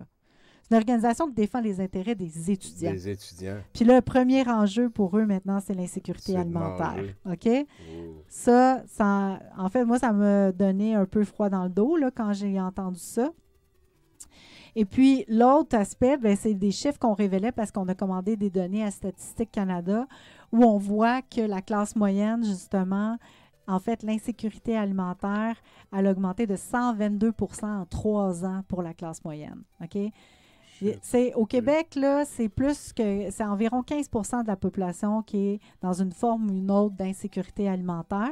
Ça peut aller de l'insécurité faible à l'insécurité moyenne à l'insécurité élevée. Tu sais, dans l'insécurité faible, tu as une incertitude par rapport à... Mais comment tu mesures ça à peu près? Là, c'est quoi quelqu'un qui est très insécure alimentairement dans une journée, qu'est-ce qu'il mange? Là, l'insécurité très grave, là, c'est quand il va avoir des impacts. Tu vas sauter des repas, tu vas avoir des impacts sur ta santé, OK? Tu vas perdre du poids, par exemple. Ça, c'est les formes d'insécurité alimentaire graves. Là. Ouais. Puis c'est ça qui est en augmentation chez les moins nantis, cette forme-là. Et la forme modérée aussi, qui est la forme modérée, c'est quand la qualité et la quantité est compromise. Okay. Quand tu vas pas te donner des grosses portions, mettons, puis que tu vas rajouter bien des patates puis des pâtes, là, parce que c'est moins cher, là, tu rentres dans la modérée. Puis la faible, c'est quand il y a une incertitude par rapport à ta capacité là, à bien t'alimenter, là, suffisamment t'alimenter. Mais ça augmente beaucoup. Là. C'est plus qu'1 million de personnes au Québec qui sont en insécurité alimentaire, puis de plus en plus de travailleurs et travailleuses. Imagine si on aidait un petit peu les étudiants en leur payant leurs études. Là. Ce serait cool. Je serais content. Il y a ça, puis il y a chez les enfants aussi. Plus que 15 % chez les enfants, même. Oui, puis... c'est vraiment beaucoup de monde. C'est vraiment beaucoup de monde. C'est pas manquer de nourriture quand t'es kid. Là. Tu veux grandir puis devenir le... Puis apprendre aussi, être en position de bien apprendre. Oui, de bien apprendre, de bien... écoute, excuse-moi Nathalie, je vais prendre un petit instant pour remercier nos amis de Tout Ski TV qui viennent de nous raider. N'hésitez pas à donner un follow à nos amis. Hein. Allô les Tout Ski. Oui. Bonjour. Fait qu'on passe au prochain? Oui. Parfait. Absolument. C'est le temps aussi, hein, je vais me permettre de vous remettre le lien. On en a parlé tantôt, hein, c'est Opération Lutin. On a interviewé des lutins dernièrement qui sont justement à essayer de fournir un Noël qui a de l'allure à des enfants défavorisés. Donc, gênez-vous pas. À côté, c'est le temps. On vient d'entendre que c'était pire que jamais. Bon, là, on va essayer de terminer sur une note positive, puis après, on pourra finir avec le documentaire, si vous voulez. Bien sûr. Fait que, tu sais, quels sont nos leviers pour réduire les inégalités? Qu'est-ce qu'on peut faire? OK? Fait que c'est sûr que quand on regarde la littérature, OK, ce qu'on voit, c'est qu'il y a 4 facteurs principaux qui permettent de réduire les inégalités sociales. Bon, l'action syndicale, évidemment, parce qu'avant de redistribuer la richesse avec les impôts, il y a la première distribution qui se fait à la source dans le marché de l'emploi, dans les milieux de travail. Donc, la question des salaires et tout ça. Puis plus que ça, les conditions de travail, la santé, sécurité, etc. L'implication communautaire. Les groupes communautaires surgissent normalement pour répondre à des besoins qui sont présents dans les communautés, que ce soit en alimentation, en aide aux devoirs, dans un paquet de disciplines, de secteurs pour aider les gens. en itinérance, etc. La recherche sociale, avoir des données, des connaissances, c'est super important. Il faut chiffrer un moment donné. Il faut chiffrer, il faut savoir de quoi il est question, il faut y voir clair pour être en mesure d'avoir des politiques publiques qui vont vraiment bien cibler la question et les inégalités à réduire. C'est ça. C'est clair. L'intervention de l'État, et là, je pense que si tu cliques, il va apparaître 2-3 affaires. Il y a quelques commentaires que je trouve intéressants à partager. Oui, vas-y. Au cégep, la règle générale, les parents ne s'impliquent pas et honnêtement, ils ne devraient pas trop parce que tu dois apprendre l'autonomie au cégep, c'est pas déjà fait, mais c'est plus. Ma blonde travaille dans une banque alimentaire à Val-d'Or, félicitations. Depuis la COVID, ça a doublé 2 fois les demandes. Pré-COVID, post-COVID, les files d'attente pour du soutien alimentaire ont explosé en France de façon hyper spectaculaire. Je me permets de mentionner que la guerre en Ukraine a dû beaucoup aider à l'inflation et à d'autres de ces aussi. On a fait plein d'argent pendant la COVID. Là. Je viens de renouveler mon assurance auto 260 à 325 $, une augmentation de 25 %. Comparé, on est tous en train de le vivre. Ça coûte cher quand même de donner autant d'argent à du monde trop riche qui envoie le pénis. Excusez. Non, mais c'est sûr, mais c'est parce qu'en plus, les gens, ils peuvent pas, là, il y a une augmentation des loyers, OK? Ouais. Fait que là, tu peux pas ne pas payer ton loyer parce que là, tu risques de te retrouver à la rue, OK? Ouais. Tu peux pas couper dans ton transport parce qu'il faut que tu te rendes à ton travail. Donc, où est-ce que tu peux couper? Tu peux couper dans l'alimentation. Ben oui. Tu sais, mon collègue passait donner une entrevue hier à la radio, puis la journaliste prenait des appels, puis tu avais une couple de parents là, qui ont témoigné. Il y avait une femme, elle gagne 55 000 $ par année, puis elle disait qu'elle se privait de manger, qu'elle sautait des repas, qu'elle mangeait un repas par jour pour s'assurer que ses enfants manquent de rien.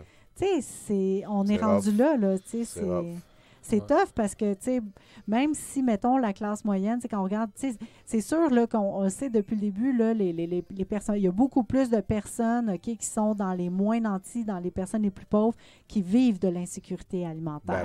C'est pas pour minimiser cette situation-là. Mais de voir que même au milieu de la distribution, les gens commencent à avoir des problèmes à se nourrir. Ça en dit quand même On a vu tantôt la classe moyenne, c'était 57 000, puis là, la madame était pas capable de subvenir à ses besoins alimentaires avec le salaire de la classe moyenne. Il manque quelque chose, c'est sûr qu'il manque quelque chose. Ouais. C'est pas mal triste. Fait que après l'intervention de l'État, si on clique, je pense qu'il y a d'autres choses qui vont apparaître. Donc, c'est ça, le filet social dont tu parlais, François, tantôt. Là, le filet social, c'est composé de quoi? Les services publics, l'éducation, santé, etc. Politique de redistribution. OK, donc les crédits d'impôt, crédits de solidarité, etc. Les transferts sociaux aux personnes et aux ménages, les allocations familiales, les aides au logement, les politiques et les mesures antidiscrimination. Donc, tout ça, OK, ce sont des politiques qui tissent une espèce de filet social. C'est tout ce qu'Éric Duhem n'aime pas, là. c'est effectivement ce qui va être amené à pointer du doigt, que certaines personnes vont pointer du doigt.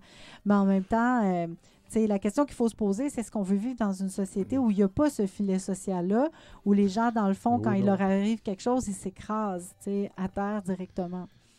Puis tu sais, moi, ce que je dis souvent au monde qui sont contre ça, les filets sociaux, puis tout ça, c'est comme, OK, mais la pauvreté, ça peut engendrer des problèmes sociaux, puis de la violence dans nos sociétés, là. Je veux dire, c'est ta sécurité, là. Tu payes pour être en sécurité. Ton impôt, si t'en payes, sois content, hein. Parce que on est plus sécure, on est plus paisible grâce à ça. Bien, tout à fait, là. D'habitude, ils ferment leur gueule après. Les inégalités, c'est une source, en fait, ça engendre beaucoup de méfiance envers les institutions. Ça a des impacts aussi sur le sentiment de sécurité. En tout cas, bref, tu as tout à fait raison de pointer vers les enjeux sociétaux des inégalités, au-delà des enjeux individuels. Effectivement. Comme on parlait tantôt, le coût là, par rapport à bâtir des logements, le coût par rapport à ne pas en bâtir. Il y a de l'argent qui coûte ailleurs, mais ça peut être plus. Moi, je ne sais pas si je me suis bien expliqué. Ben, moi, j'ai compris. Oui, toi aussi, j'ai compris. Ah, ben, c'est correct. On peut passer à l'autre. Nathalie a dit que c'était correct. Oui. Donc, les services publics, je n'irai pas dans trop de détails, mais je vais me concentrer vers la fin, mettons. Sont importants pour réduire les inégalités. OK? Si on avait, par exemple, à calculer, si on n'avait pas les services publics, OK? Il y aurait une valeur, OK, très claire au service de santé. Combien ça coûte accoucher? Combien ça coûte te faire opérer? Puis sérieusement, il y a plusieurs années, il y a une dizaine d'années, on avait des gens qui nous faisaient des présentations puis qui disaient, bon, aux États-Unis, ça peut coûter comme 12 000 d'accoucher. Fait que c'est ça. Si on n'avait pas... Non, on n'a pas ça. On va se débrouiller chez nous si on n'a pas 12 000 t'imagines si on est annexé, là? Ouais. Ouais. Donc, je pense pas que ça va arriver, là. Restons positifs, mais donc, c'est un mécanisme de redistribution de la richesse qui est important, les services publics. C'est aussi une source de bien-être, de qualité de vie. Ça permet de réduire la pauvreté, puis ça favorise l'égalité des chances, là, comme on l'a dit. Donc, si on passe après à la prochaine diapo. Où là, bon, on va se dire... Retricoter, j'aime ça. Retricoter les mailles du filet social. Ouais. Ça part de l'idée que, bon, il y a peut-être certains trous dans le filet social qui se sont créés dernièrement. No shit. On salue le néolibéralisme. Hein? Donc, c'est ça. C'est pas non plus anormal que ça arrive quand il y a des nouveaux défis aussi, là, comme je pense par exemple l'adaptation au changement climatique. OK? Oui. Bon, c'est quelque chose de nouveau. Mais comment on gère ça? T'sais? Donc, comment on fait dans le fond pour protéger les gens dans cette nouvelle reconfiguration-là? Bien, il y a la question en fait des échelles d'intervention. C'est souvent le niveau local, les municipalités qui vont être aux prises avec les impacts là, des changements climatiques, puis c'est eux qui vont devoir mettre sur pied des plans d'adaptation au changement climatique. Mais est-ce que le financement est à la même échelle? Ça, c'est ce que vont, par exemple, les municipalités vont dire en ce moment, on se retrouve avec plein de problèmes, puis on n'a pas les budgets pour le régler. Je ne suis pas en train de dire qu'elles ont tout à fait raison ou quoi que ce soit. Je ne me positionne pas là-dessus. Je dis juste qu'il y a un débat en ce moment sur est-ce qu'on a les ressources au bon niveau? Ouais. Puis après ça, bon, évidemment, est-ce qu'on en a assez pour agir à la hauteur des défis? Ça, c'est aussi une question qui est très importante. Ben, pour du concret, avec Montréal, justement, notre chère Valérie Plante, elle a fait des modifications dans la ville à plein de places. Il y a comme des pour les inondations, il y a des coins de rue qui sont comme plus creux. Il y en a plein ici. Mais c'est ça coûte de l'argent, puis c'est juste les villes qui sont financées pour ça. Ouais. Ben, qui dépensent pour ça, plutôt. Mm-hmm. Oui, c'est ça. Puis, justement, je pense que Valérie Plante, elle demande de l'argent à Québec pour s'adapter mieux. Oui, tout à fait. Elle a raison. Les services de proximité. Les services de proximité, par exemple, ça, c'est dire, on a fait, par exemple, quand on a travaillé sur les enjeux de sécurité urbaine à Rivière-des-Prairies, Pointe-aux-Trembles, on avait un témoignage d'une femme qui disait, bon, ben moi, on m'a attribué un médecin pour mes enfants, il est sur la Rive-Nord. J'ai pas de voiture, j'habite à Rivière-des-Prairies, puis mon boss me donne pas la permission de partir en pleine journée pour aller à un rendez-vous. Fait que, tu sais, est-ce que tout le monde a la possibilité d'accéder à des services s'ils sont pas à proximité? La réponse, pas toujours. Et dans ce cas-là, clairement pas. Donc, c'est ça. L'universalisme proportionné, ça va être, par exemple, de s'assurer que les gens qui ont une plus grande distance par rapport à l'accès à des services, bon, on va leur permettre d'y arriver. OK, par exemple, de s'assurer qu'il y a un transport adapté, OK, pour permettre aux personnes qui sont en situation de handicap de pouvoir se déplacer, d'accéder à leur travail, d'accéder à des services, etc. Donc, d'avoir les réponses, OK, pour permettre aux gens qui sont éloignés, là, quand on voyait la clôture tantôt avec les boîtes, là, ben c'est ça, de faire des mesures d'équité pour s'assurer que tout le monde puisse avoir le même niveau. Collaborer de façon intersectorielle au niveau local, bien ça, c'est de créer des environnements où, par exemple, l'école, le CPE, les services de santé dans un quartier, ils se parlent avec les services communautaires pour s'assurer qu'on prend bien soin des enfants. Qui poussent tous du même bord, OK? Puis qui font en sorte que c'est des milieux stimulants, des quartiers sécuritaires pour les enfants et tout. La prévention, des données, des recherches. Puis un engagement à garantir une vraie égalité des chances. Mais on pourrait écouter le documentaire. Je pense que ça serait un bon moment. Bien sûr, parfait. Je vais faire ça. Je viens de partager le lien vers le Facebook de l'Observatoire québécois des inégalités. Je vous invite à le suivre. Je vais aussi rajouter ça dans mon petit partage de ce qui sera partagé à la fin. Tiens, Facebook... 2 points comme ça. Merci beaucoup, Nathalie. C'est vraiment très intéressant. Fait que là, ici, je clique là. Ça va peut-être nous amener ailleurs. Ben voilà, les pistes de recherche. Pour l'instant, On sort, on revient de ce côté-là. On écoute le petit documentaire. J'ai mis les inégalités sociales au-delà des préjugés, c'est ça? C'est ça. Pour trouver des solutions efficaces aux inégalités, il faut que les personnes qui vivent ces inégalités-là soient impliquées. Puis pas juste impliquées, il faut qu'elles soient centrales dans les réflexions. Puis ce que beaucoup de gens ignorent, c'est que la pauvreté, c'est quasiment une job à temps plein. Officiel, absolument. Les Très préjugés bien dit. sont plus difficiles à porter que la pauvreté elle-même. Il se passe rarement une journée sans qu'on entende parler des inégalités, que ce soit sur les réseaux sociaux, dans les journaux ou à la télévision. Mais de quoi parle-t-on exactement? Si on revient à la base même du concept, c'est quoi une inégalité? Pourquoi ça existe? Et quels impacts est-ce que ça peut avoir sur la vie des gens? C'est ce que nous allons essayer de comprendre aujourd'hui. Les inégalités sociales, c'est la répartition ou la distribution inégale des ressources considérées comme précieuses.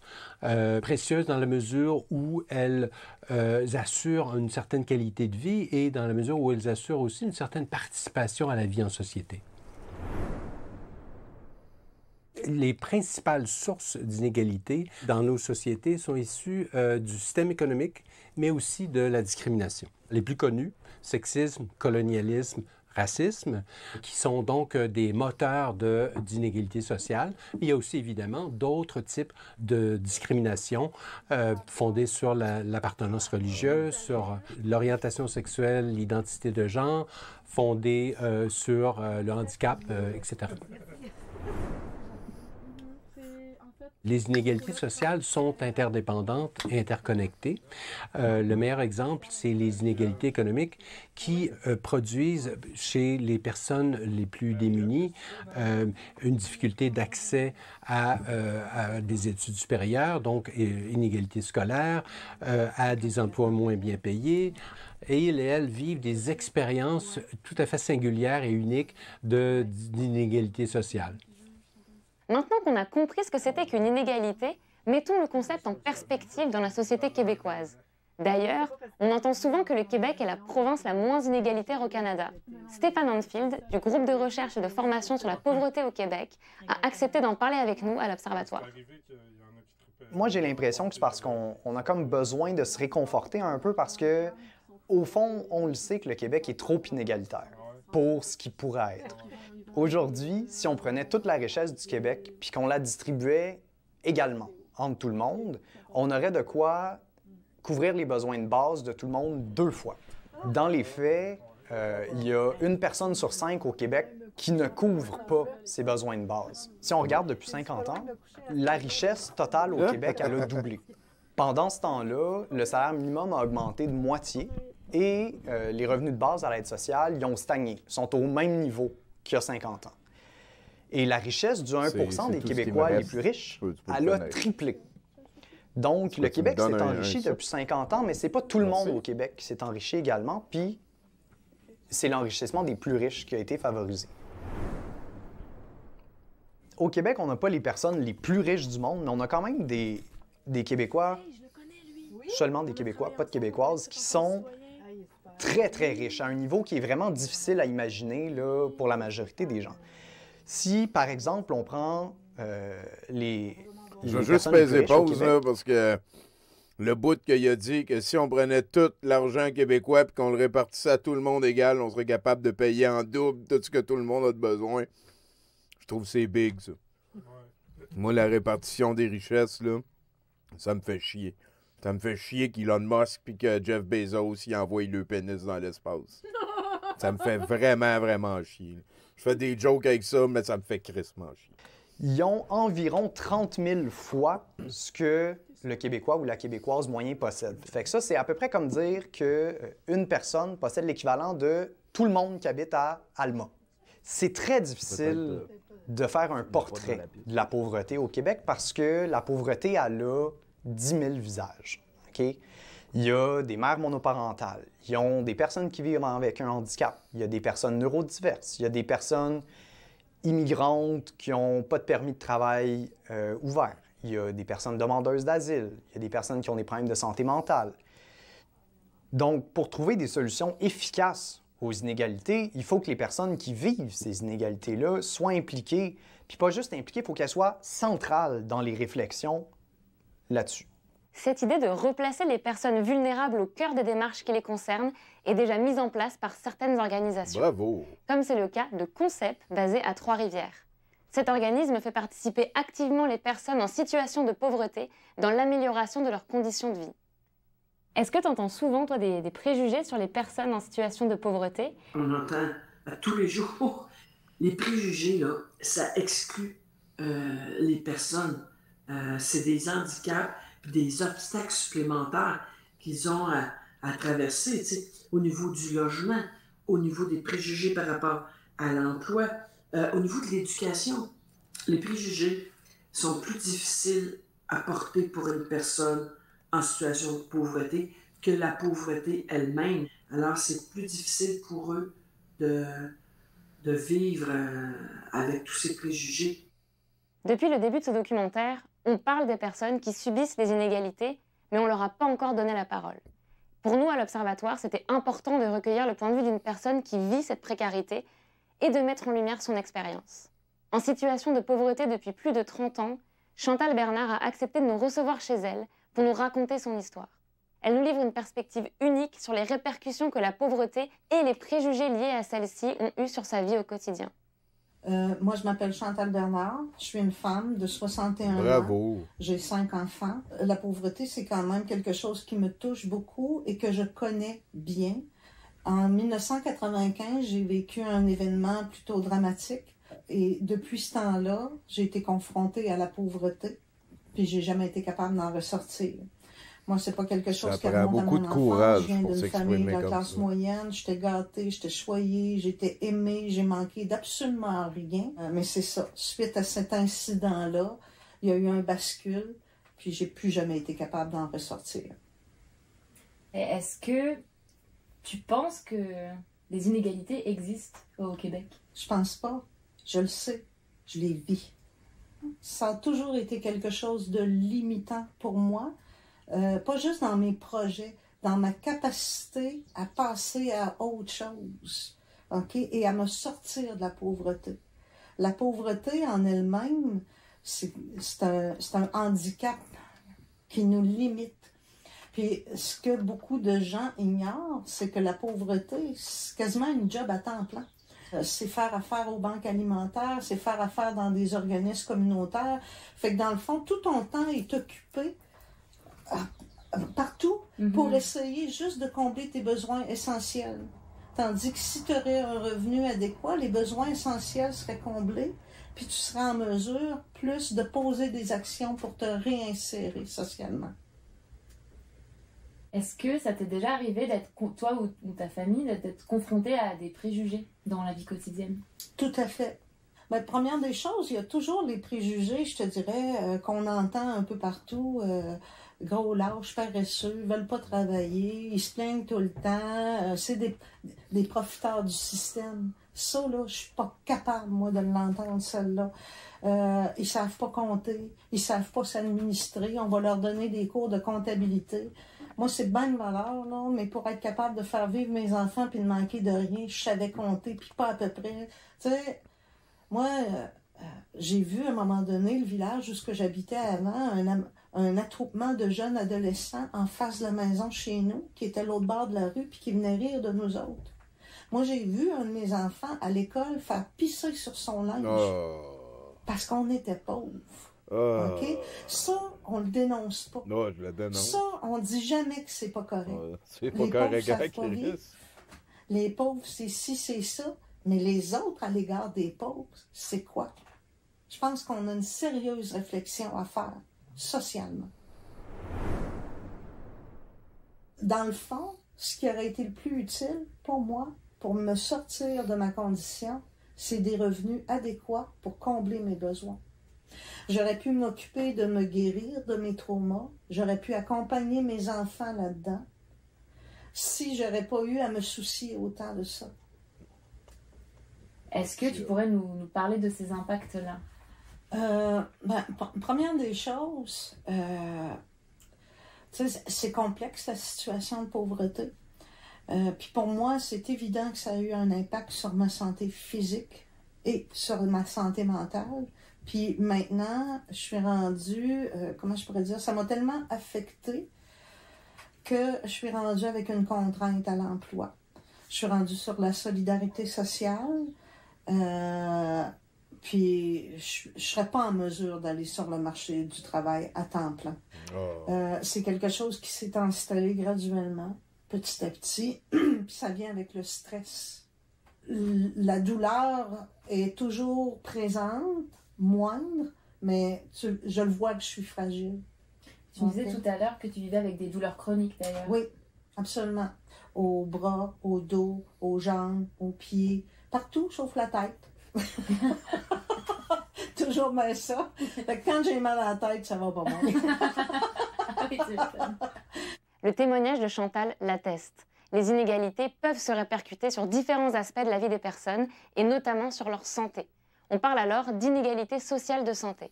Sandy Torres, chercheuse et sociologue à l'Observatoire, nous en dit plus sur ce concept. Il faut faire la différence avec justement les différences et des simples écarts. Il peut y avoir des différences selon l'âge, selon notre bagage génétique. Ça, ce sont des différences qui sont difficilement évitables.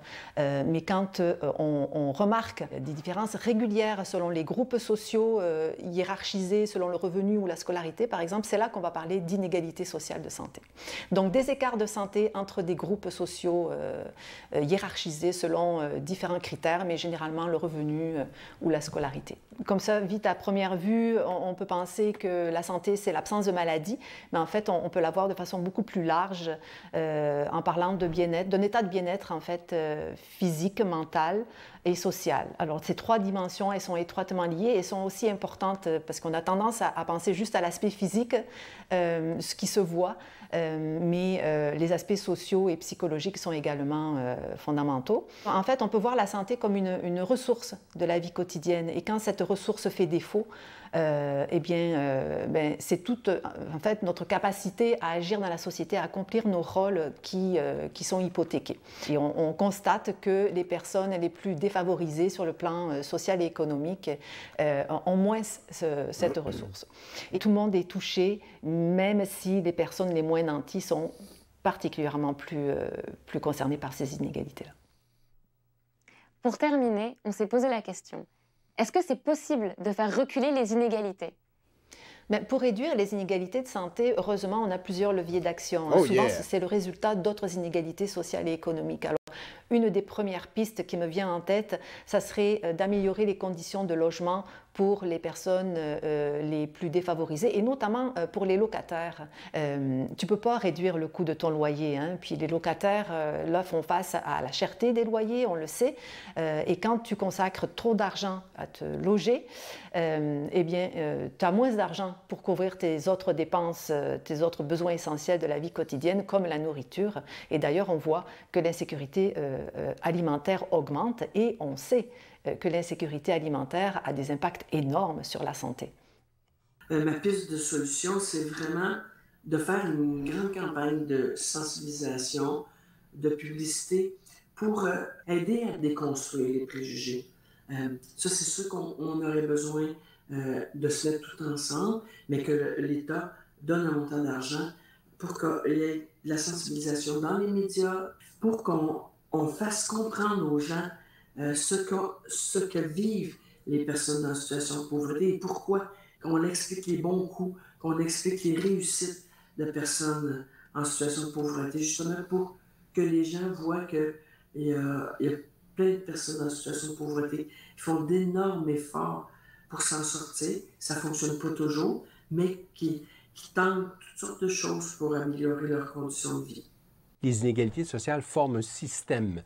C'est là où on parle de reproduction sociale des inégalités et c'est un frein, évidemment, à la mobilité sociale. En fait, moi, ce serait plus une approche structurante ou structurelle, c'est-à-dire qui va s'attaquer aux causes. Comment aborder ces causes-là? Les solutions qui sont à court terme, qui sont électoralistes, qui sont des formes de pansement, ça mène à rien, c'est toujours à recommencer. Il faut vraiment qu'on soit dans un mode de solution durable. Beau Je défi. pense qu'il faut questionner le système dans lequel on vit, puis arrêter de mettre la responsabilité sur le dos des personnes en situation de pauvreté à s'en sortir et questionner le système. On pourrait mettre dans la faute sur les puissants et riches à milliards, là. Asti que ça me gosse, man. C'est pas les vulnérables, puis les immigrants, puis les pauvres qui sont des... Tu sais, c'est tellement évident. En tout cas, moi, je suis très, très, très de gauche. Évident pour toi, peut-être. Je suis très, très, très de gauche. Je suis woke. Merci beaucoup, Nathalie. Ben, ça me fait plaisir. Écoute, tu vois que ça, c'est pas non plus de l'idéologie, en fait. Ce qu'on révèle dans le documentaire, c'est le fruit de recherches, de données, puis de témoignages concrets. C'est factuel. C'est factuel, tu sais. Ça coûte moins cher s'occuper des pauvres que de laisser... J'aurais pas dû parler. Continue. Mais est-ce que ça coûte vraiment moins cher? Ça, c'est une bonne question. Bon. Il faudrait vraiment regarder à quel point ça coûte moins cher de le faire de cette façon-là, en faisant en sorte que les gens sont maintenus dans la pauvreté, en fait. C'est ça. Est-ce qu'on s'en occupe? De quelle façon on s'en occupe? T'sais? On sait très bien que quand on est sur des programmes d'assistance sociale, quand on a, excuse-moi, c'est correct, quand on a autour de entre 7 et 800 $ par mois, OK, comme personne seule, mais c'est très difficile de sortir de la pauvreté. Puis comme on l'expliquait dans le documentaire, quand tu as faim, quand tu es tout le temps préoccupé par comment tu vas faire pour arriver, ben, tu n'es pas en train d'être en train de te préparer à passer une bonne entrevue pour te trouver un travail puis à t'en aller avec confiance. Pour moi, ça y va un peu comme la pyramide de Maslow, là. Mm-hmm. Je ne sais pas si vous connaissez ça, mais c'est ça. Oui. Ça y va par les besoins. Puis si tu peux pas dépasser tes besoins essentiels, tu pourras pas monter là, dans la pyramide. C'est de base. C'est ça. Puis quand tu as un revenu d'appoint comme ça, si tu réussis à te débrouiller avec, puis qu'à un moment donné, tu as assez d'énergie, de volonté pour essayer de comme mettre du temps pour améliorer la situation en te trouvant un emploi ou autre chose, mais souvent, là, on va couper ton revenu d'appoint puis ton aide. Fait que sortir de la pauvreté, c'est très, très, très difficile. Là. Absolument. Donc, c'est ça. Je ne sais pas s'il y a des gens, en fait, j'aurais voulu finir. On n'est pas obligé de retourner au PowerPoint, là, mais c'était plus pour savoir, tu sais, dans le fond, qu'est-ce qui intéresse les personnes qui te suivent, tu sais, tout le monde qui nous écoute en ce moment, sur quoi on devrait travailler? Y a-t-il des sujets que vous pensez qu'on devrait creuser à l'Observatoire, qu'on devrait faire plus de recherches? Tu as accès aux commentaires là. En attendant, j'aime celui de Reims-Vanmage. Il dit le problème, c'est que le gouvernement pense souvent juste en cycle électoral. Fait que lancer un grand chantier sur 20 ans, c'est pas ça qui va faire malheureusement gagner des élections si on veut essayer de placer quelque chose de durable. Les organismes dépendent de subventions qui varient tellement d'une année à l'autre aussi. C'est beaucoup de défis pour eux autres. Il ne faut pas que ce soit un projet de parti spécifique. Il faut juste que ce soit un projet à long terme qui doit être mené par tous les partis, même après leurs 4 ans. C'est très difficile, ça, effectivement. Hein, biparti, mais je peux pas comprendre que quelqu'un soit heureux qu'il y ait des pauvres, mettons, là, ou des vulnérables. En attendant, Wistiti, il dit un très pertinent, une très solide présentation. Merci à ton invité et bravo de l'avoir invité. Ben, merci à Lompré d'avoir fait les travaux et surtout à Nathalie d'être passée nous voir. Ça me fait merci à nos parents de nous avoir créés. Ben oui. Oui, tu vois qu'il y a 294 personnes qui ont écouté la chose. Donc, si tu veux revenir à un moment donné ou même envoyer un de tes collaborateurs, c'est ce que j'allais dire. Là, oui, vous voyez, moi, je suis la directrice. Là, fait que je suis pas une spécialiste des inégalités comme mes collègues. Ça fait une bonne introduction. Ça fait une bonne introduction. Ça fait la job, mettons. Fait que si, mais j'ai des collègues qui sont spécialisés sur plein d'enjeux qui vont pouvoir là, vous amener dans un sujet plus celui en profondeur. Celui qui a fait la chose sur les itinérants à Laval, je serais très content. C'est une jeune collègue, oui, tout à fait. Si elle peut venir nous présenter son affaire, écoute, on garde les portes ouvertes, on verra on the side. Pour l'instant, on retourne là-dedans. Hein. Merci Nathalie, c'était super intéressant. Globo, il aime ça, le baseball. Oui, effectivement. Là, on continue ici. Là, il y a une discussion un petit peu... Merci, Nathalie. Je suis d'accord avec toi. Hein. J'ai été joué dans la marge. C'était intéressant. C'était bien sympa. Merci à vous. Elle a posé une question aussi. N'hésitez pas. Hein. Quel angle, selon vous, on devrait aborder en premier? Moi, je l'ai dit souvent. Là, on devrait... Je sais pas, là, quand t'as 1 milliard en patrimoine, là, on te donne une médaille puis t'es out de la game. Là. T'as gagné. Tu sais, mettons, tout l'argent que tu fais, là, ça va tout aller au collectif, je sais pas, whatever, là, mais t'as gagné le capitalisme, là, t'as 1 milliard, là. Va faire du cheval. Tu sais, essayer de faire du cheval, là, va faire ça. Oui, en parlant de ça, moi, j'ai vu dans une entrevue avec M. Bureau, qu'on aime beaucoup, mais peu importe, il demandait, il y avait un invité qui était une personne riche, puis lui, il demandait, genre, c'était quoi son revenu, il voulait pas répondre, mais il a dit, je peux te dire combien je dépense par mois, par exemple. Ouais. Puis il a dit 1 million par mois. Ah! Oui. Mon Dieu, excusez. C'est comment tu fais pour dépenser un fucking million par mois, man? Je sais pas, faut que tu prennes de la cocaïne mélangée avec de l'or. je sais pas. Là. Ben, il faut que tu aies un yacht privé, probablement, auquel tu accèdes avec ton jet privé, puis qui est parqué dans un pays... J'aime beaucoup le commentaire de Zarina ici qui dit « J'ai quitté Montréal et en campagne, les inégalités ne sont pas les mêmes qu'en ville. C'est pas les mêmes défis, effectivement. La mobilité devient peut-être quelque chose d'autre. Ouais. Parce qu'ici, en ville, moi, j'ai pas d'auto depuis longtemps, mais quand j'étais en Abitibi, ben, ça prenait pas mal un auto pour sortir de la vie. Les défis, ben, il n'y a pas de supermarché à tous les coins de rue. Oui, effectivement. Tu n'as pas de diversité beaucoup non plus pour t'approvisioner, ça c'est clair. Genre. Fait que d'autres commentaires, on sait que les non, ça c'est encore l'autre discussion. Il y a comme 2-3 discussions dans les commentaires. C'est souvent ça, à 10 maisons à maintenir. Ben écoute, Nathalie, merci d'être passée. Ça me fait plaisir. Merci de l'invitation. Puis on espère se recroiser. Là, je t'achalerai pour que tu proposes ça à du monde. Oui, t'inquiète pas, là, j'ai une coupe d'idées en tête. Bientôt, on rajoutera notre logo dans votre patente. OK. Hey, je fais pas ça pour ça.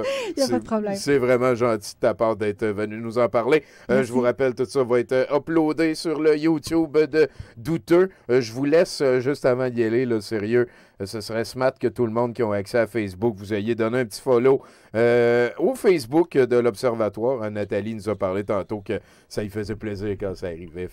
On est sur TikTok, on est aussi sur LinkedIn, évidemment. On est sur Blue Sky, là, le nouveau... le nouveau Twitter, moins Dumpster Fire. Ouais, on n'est pas sur... on n'est plus trop sur X. Bonne affaire. Appelle ça Twitter. Dead name son shit.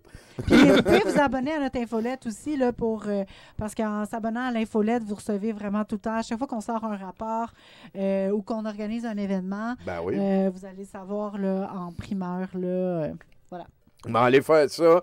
Fait que merci tout le monde. On va mettre une petite toune. C'est le choix de Dog Bread qui nous a sorti une version live de David Bowie. Merci Dog Bread. De l'autre côté, il reste du Mercronspi. On verra si notre invité elle a encore le courage. Mais on se rejoint tantôt. Là, je vous laisse une petite toune. Merci.